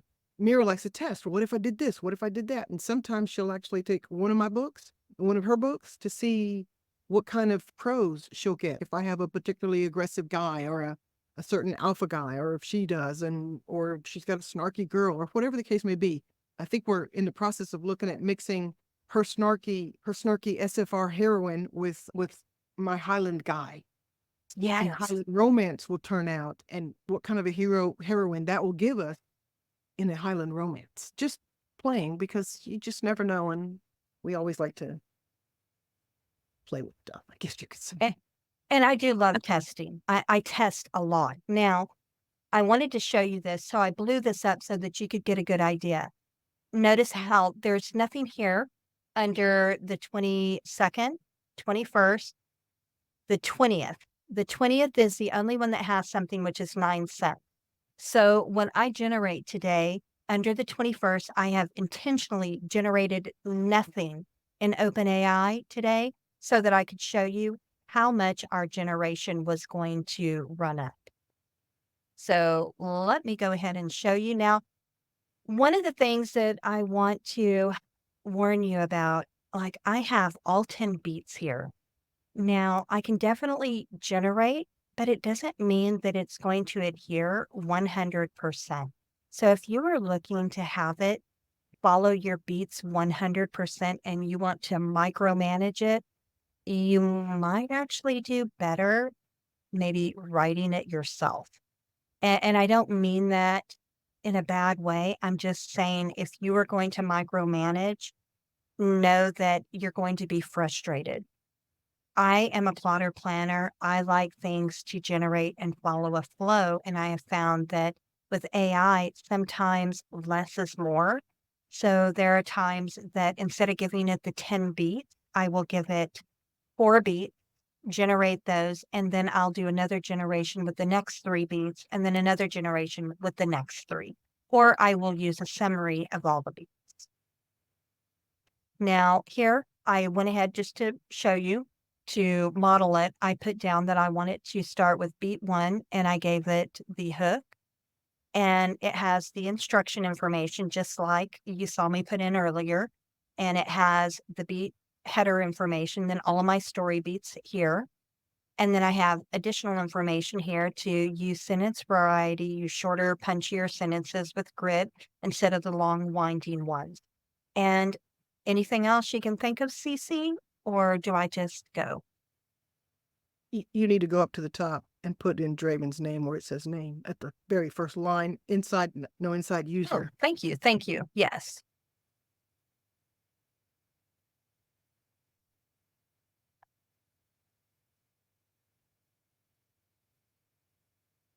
And I think my experience is it starts out adhering fairly most of the time. It's later on when it starts to get hinky for me. Later on within the chapter sometimes. But let's see what Yes. for you. And every day's different. Every And day. if we don't like 0.5, we can always change it to 1. But please, if you're going to change your variables, change one variable at a time. If you change 2 variables, you won't know which one affected it if you got what you like. You won't know which You one can did see it. it. Sorry, Cece. You can see it generating here. You saw this popping up. Not going to Yes. generate and show it here. It's going to show it right underneath this information. So you have to scroll down Under the word assistant, is that it? right here. Yep. So let me grab a. Actually, I can put it It was that in fast. here. Yeah, it was that fast. Remember, it's 3.5. So it's Yeah. going to generate extremely fast. So let me show you how much it has generated. I just put it inside of Here, 1,600 words. So let's see what that prose has.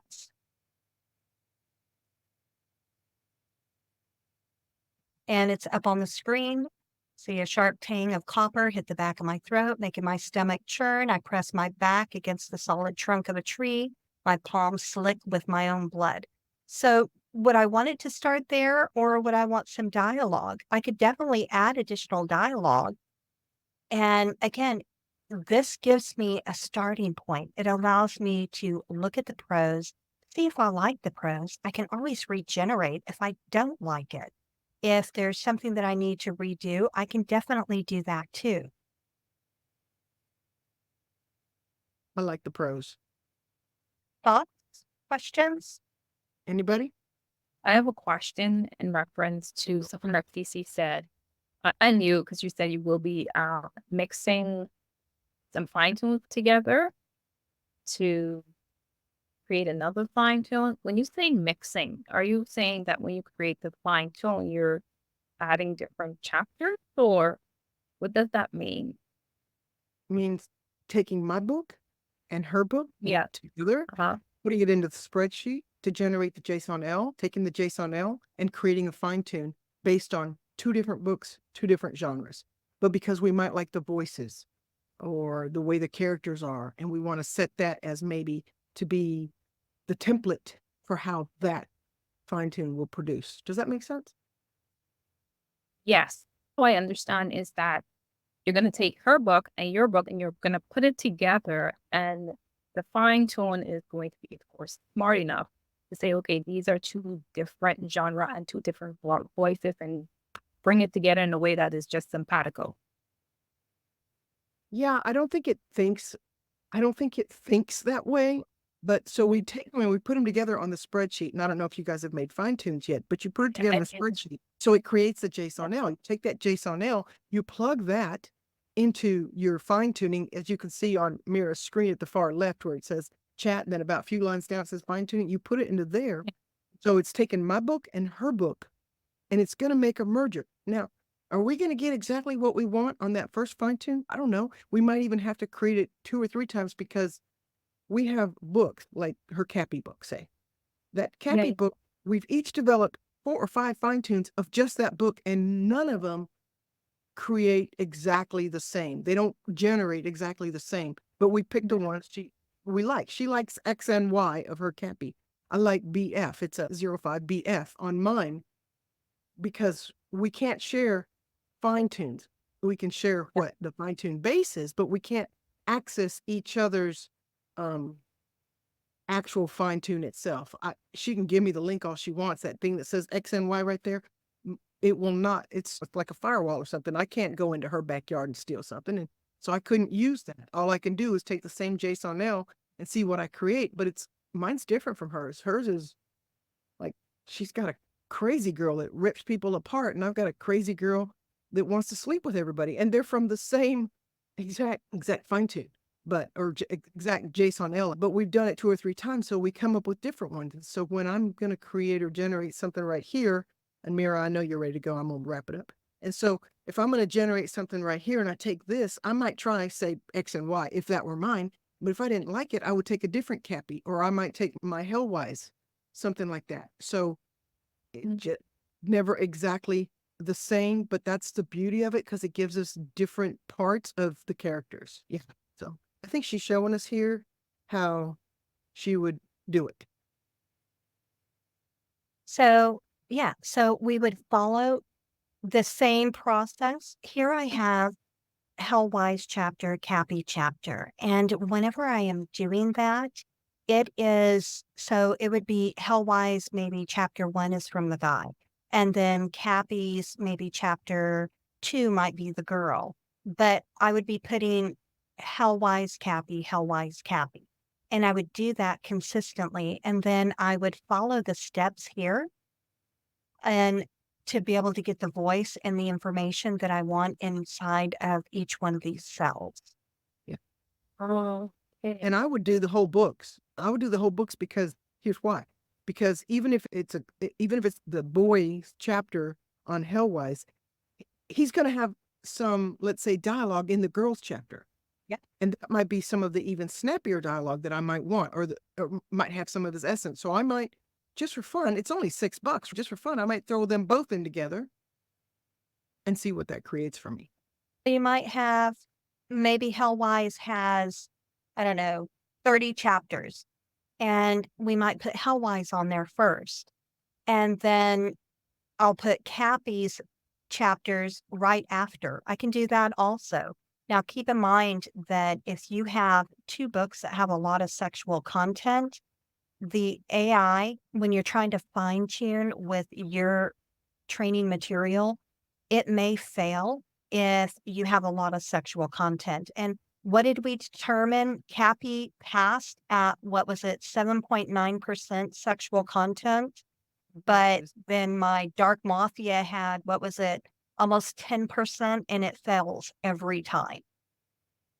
And what does she mean when she says it fails? What happens is when we put it in the fine tune, when we put the JSON-L, because we can create the JSON-L, there's no guard on that. But when we put it inside the fine tune, the JSON-L that we created from those books, it rejects it based on sexual content. But not always, because it gave me Cappy. And then So- it gave you Cappy. So notice here on, I had like Sydney and Cappy. Sydney has some sexual content in it. Sydney failed. The Sydney Cappy failed because Sydney has sex in it and Cappy has sex in it. And they went above the threshold of how much sexual content I could have in there. And Hellwise doesn't have any sexual content, and it failed, but it's got demons, and it's got, which demons aren't the issue, but the violence will probably be the issue. So, Well, Hellwise 1, whenever I did all 8 books, remember that was where I had to add additional additional funds. is that why it failed? Because of funding? Yeah. Good. I'm glad it didn't fail for the violence, because I was like thinking, okay, I get it's violence. It failed for the dollar value. Let's see. Keep that money in there, huh? Yeah, so I just added more in there, and that's all that I needed to do in order to have it pass. Did you- Otherwise, it tells you. Did you? I'm Huh? sorry, Mary, I didn't mean to step on you. Did you have one for violence that failed for violence? One of your mafias, or was I? Am I wrong? Yeah, it wasn't my mafia. It was one of my thrillers failed because the serial killer is a bit deranged, and that failed for violence. The sex in it was fine between the detective and the female protagonist, but because of the type of murder or murder the person was, it was like a murder cell. Because of the type of murder, it failed for violence. So I had to take out some of the violent pieces. So your workaround, you're saying, is to take out the parts that show violence and rerun it so it'll create the JSON-L, and then you create the fine tune from that. And that was the way that I was able to get around it. I just deleted some of the violent scenes and I kept the ones that I wanted, and then it went through. Didn't you change some of the sex words too on one of them where you put them backward? Yeah. Okay. Yes, I did. That's So, another trick, you guys. Put your sex words backwards so it doesn't recognize them as words.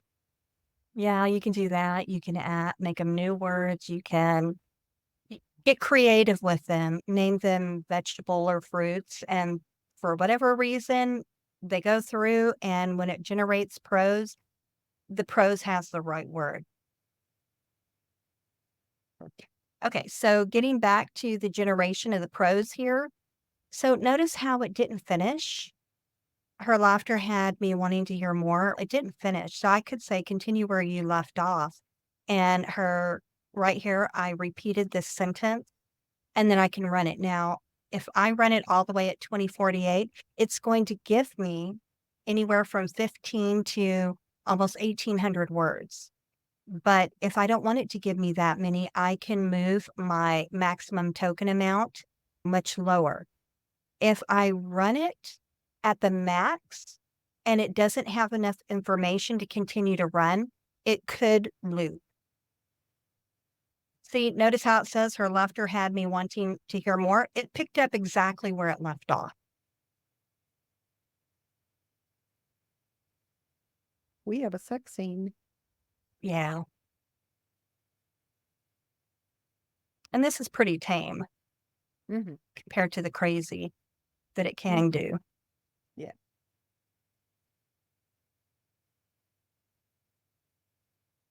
So I can end it here. I can end it further up. I just have to decide, do I like it? Do I not like it? Do I want to make a change?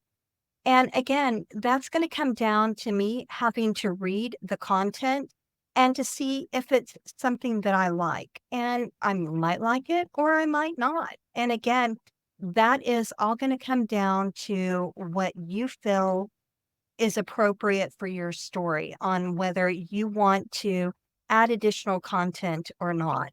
So I went ahead and copied that information. I pasted it. You see it down here. I pasted here.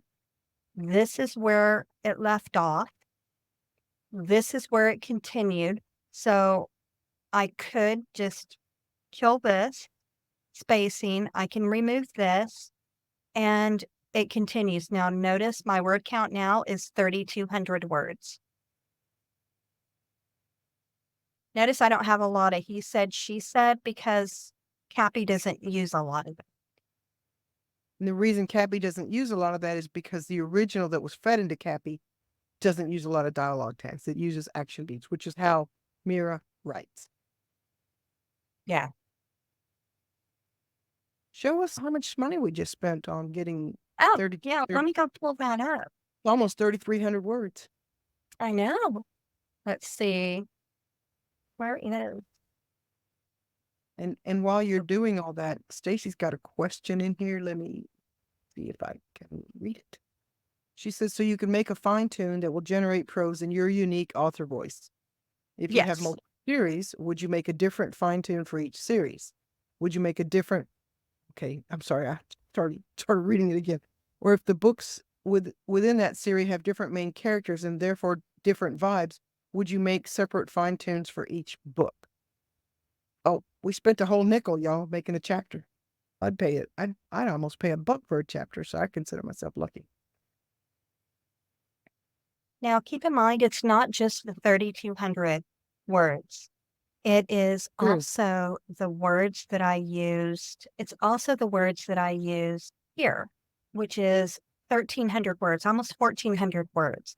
That's my input. Every time I run or generate, my input is 1,377 words. And I did that times 2. Yep.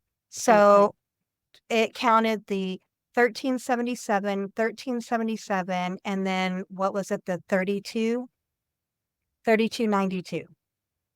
Yep. So that's how much it generated for 5 cents for the input and the output. So Bob? I don't have any thoughts on that, but Stacy's question definitely needs to have an answer because it does matter. It's really important, especially for those of us that have multiple series. So do you want me to read it to you again, or do you want to check it out in chat? Because I don't know how easy you can access chat. So that was 6,046 words combined between the input and the output that cost 5 cents. Now, you asked about books as far as a series. Now, if in the beginning we thought, you know what, let's test it out with the same genre. So we did that and we put Cappy with other shifter aliens, sci-fi alien romance. We put Cappy with others. And we also ran Cappy by herself. But since then, we have found that we can run Cappy with historical, we can run Cappy with urban fantasy. So we can mix an SFR with Academy. We can mix that SFR with historical Westerns, with the Scottish romance. We can even do it with the dark mafia romance. Granted, the sex in it will kick our butt until we fix that.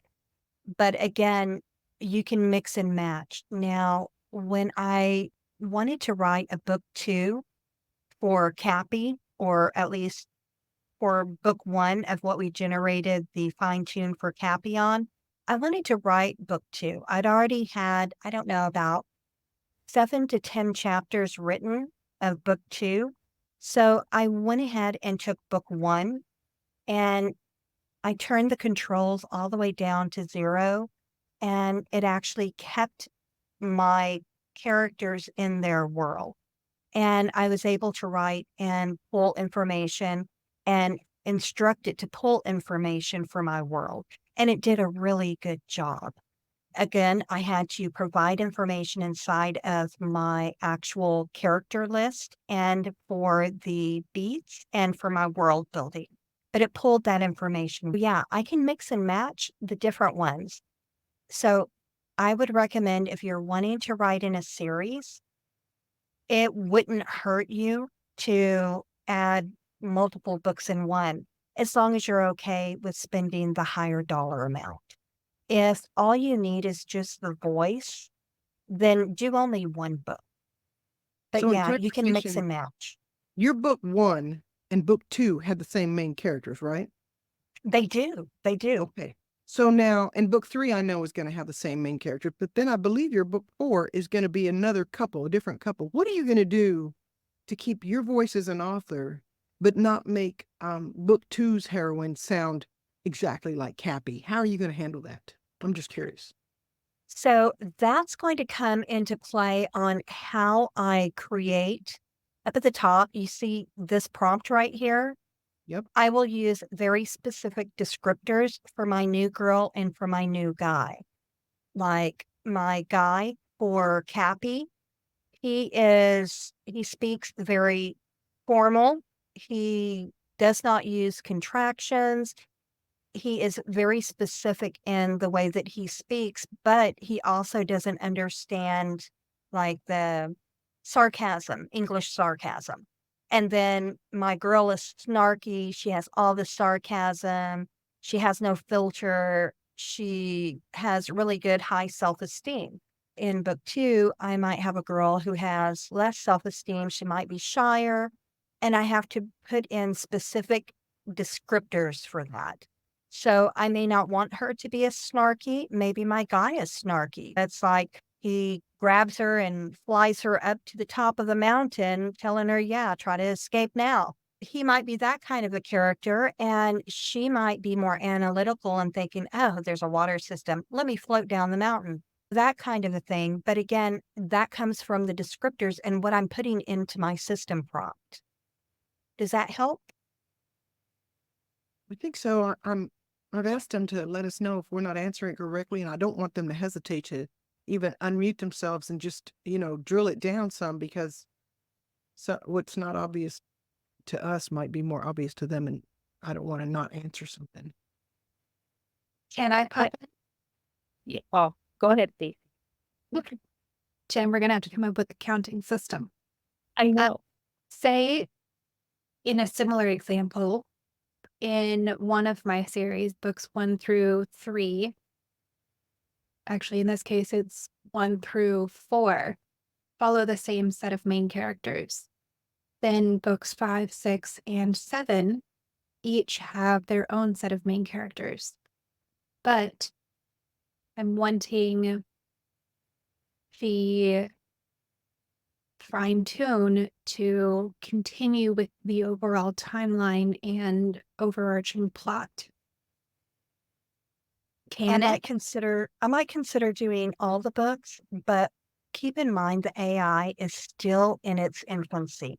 That means that I had great success with book 1, and I was able to turn all my controls here down to the temperature to 0. My top P was 0. I had 0 on the frequency, the presence, and I turned everything to 0. And I was very specific about my prompting, and it stayed consistently. And what I found interesting is that I had a specific beast that was prevalent on the alien world that they had crashed on. I didn't have that creature listed anywhere. I actually forgot to list that because I would have manually writing that, which is what I did with book 1. I would have already remembered that creature's name and input that. It actually was able to input that information. So I found that interesting. But that's only when my temp was at a 0.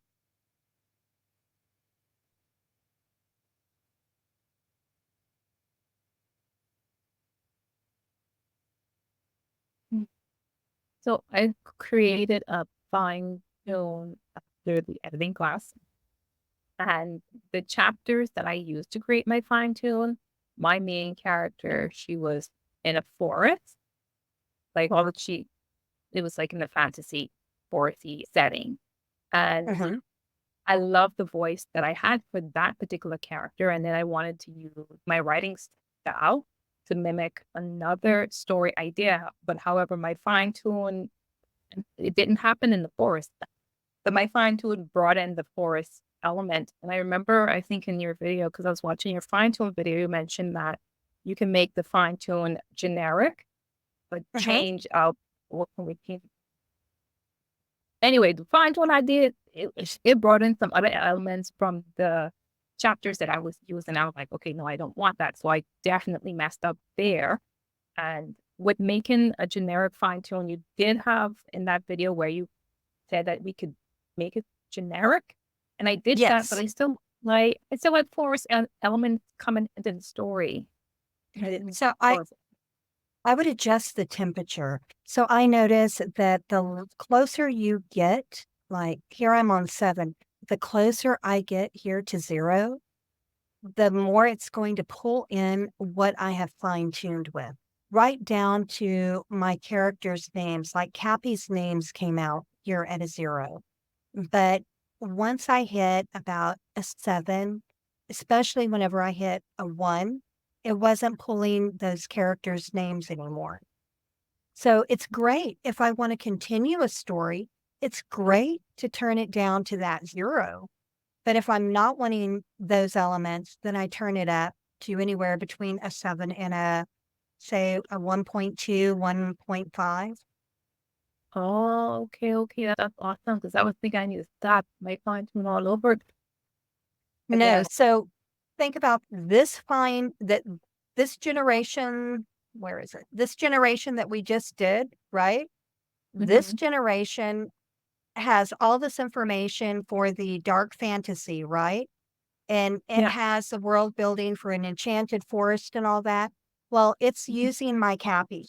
And Cappy actually is a sci-fi alien romance that takes place in space, but it also takes place, some of it, they end up on a dystopian Earth. And Mhm. there are beasts and alien invasion and all this stuff happening, right? You don't Mhm. see that here in this story. Same thing here in this OpenAI, whenever I come into this one and I'm doing the medical mystery, and she is a biologist. If I scroll down and look at hers, just because of the content that I put here, sorry about the coughing, just because I put gritty erotic romance, forbidden age gap romance, I put that Mhm. information in there, and I have other very specific information in here about my story. Because of that same LLM that I used, it is at a 0.88, 0.5. Check this out. Mhm. Now, I had a little bit of bleed through here. Let's see, where's my prose? There it is. So I had a little bit of bleed through here. It gave me Dr. Lucas Bennett and it gave me Monday, 8 a.m. But then Mhm. this is where it starts. Completely different voice because of the way I prompted. Mm. Okay.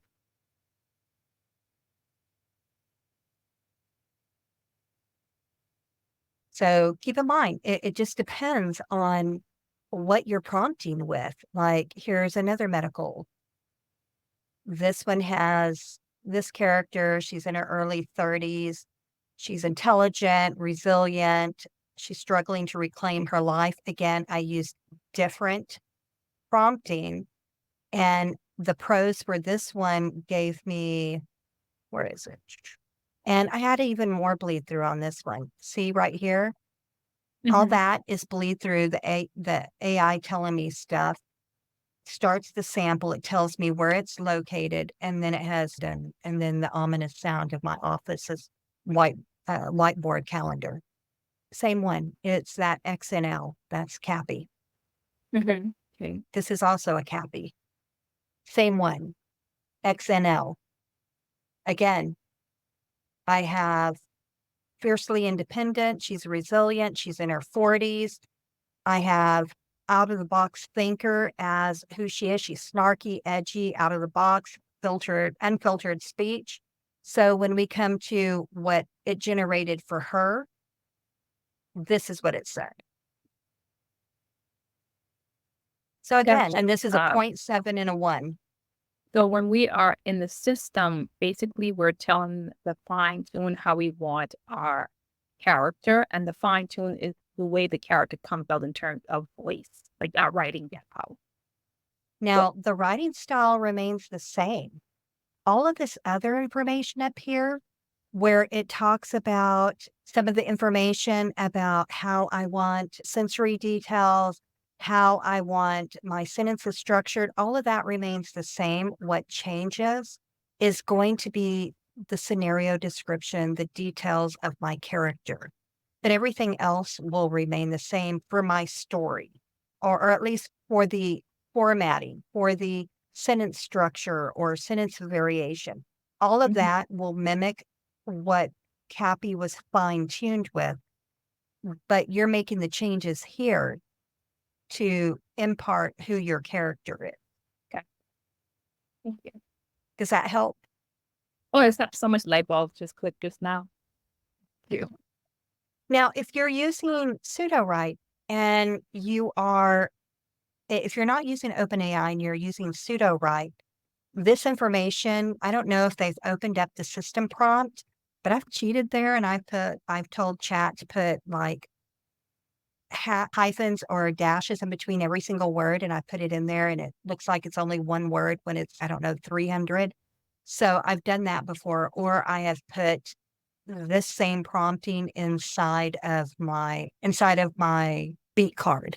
But again, keep in mind that if I have 1,000 words here or 2,000 words, maybe I max out the card in pseudo-write, that 2,000 words of input is going to cost me some credit. Not as much. I think it's like half of the normal credits. But so I'm going to get charged for my input of credit and my output of credit. Does that make sense? Yeah. Okay. The same thing happens in OpenAI. You get charged your input and your output that you just saw for 6,000 words. It was 5 cents. Any other questions? Nothing in chat. Are we good? Anything before we wrap it up? Daisy says she's good. If there are no other questions, I do want to thank y'all so much for joining today. And Cece, you want to take it away? Any other questions? Nothing in chat. Are we good? Anything? Oh, here we go. Thanks for coming on board and following us through this journey. Don't forget to like us, to subscribe, to ring the bell, and to tune in next time. Look for the links that you're going to see at the bottom of the video once we get it up for Nicole and Mira's stuff. And have a great day, y'all.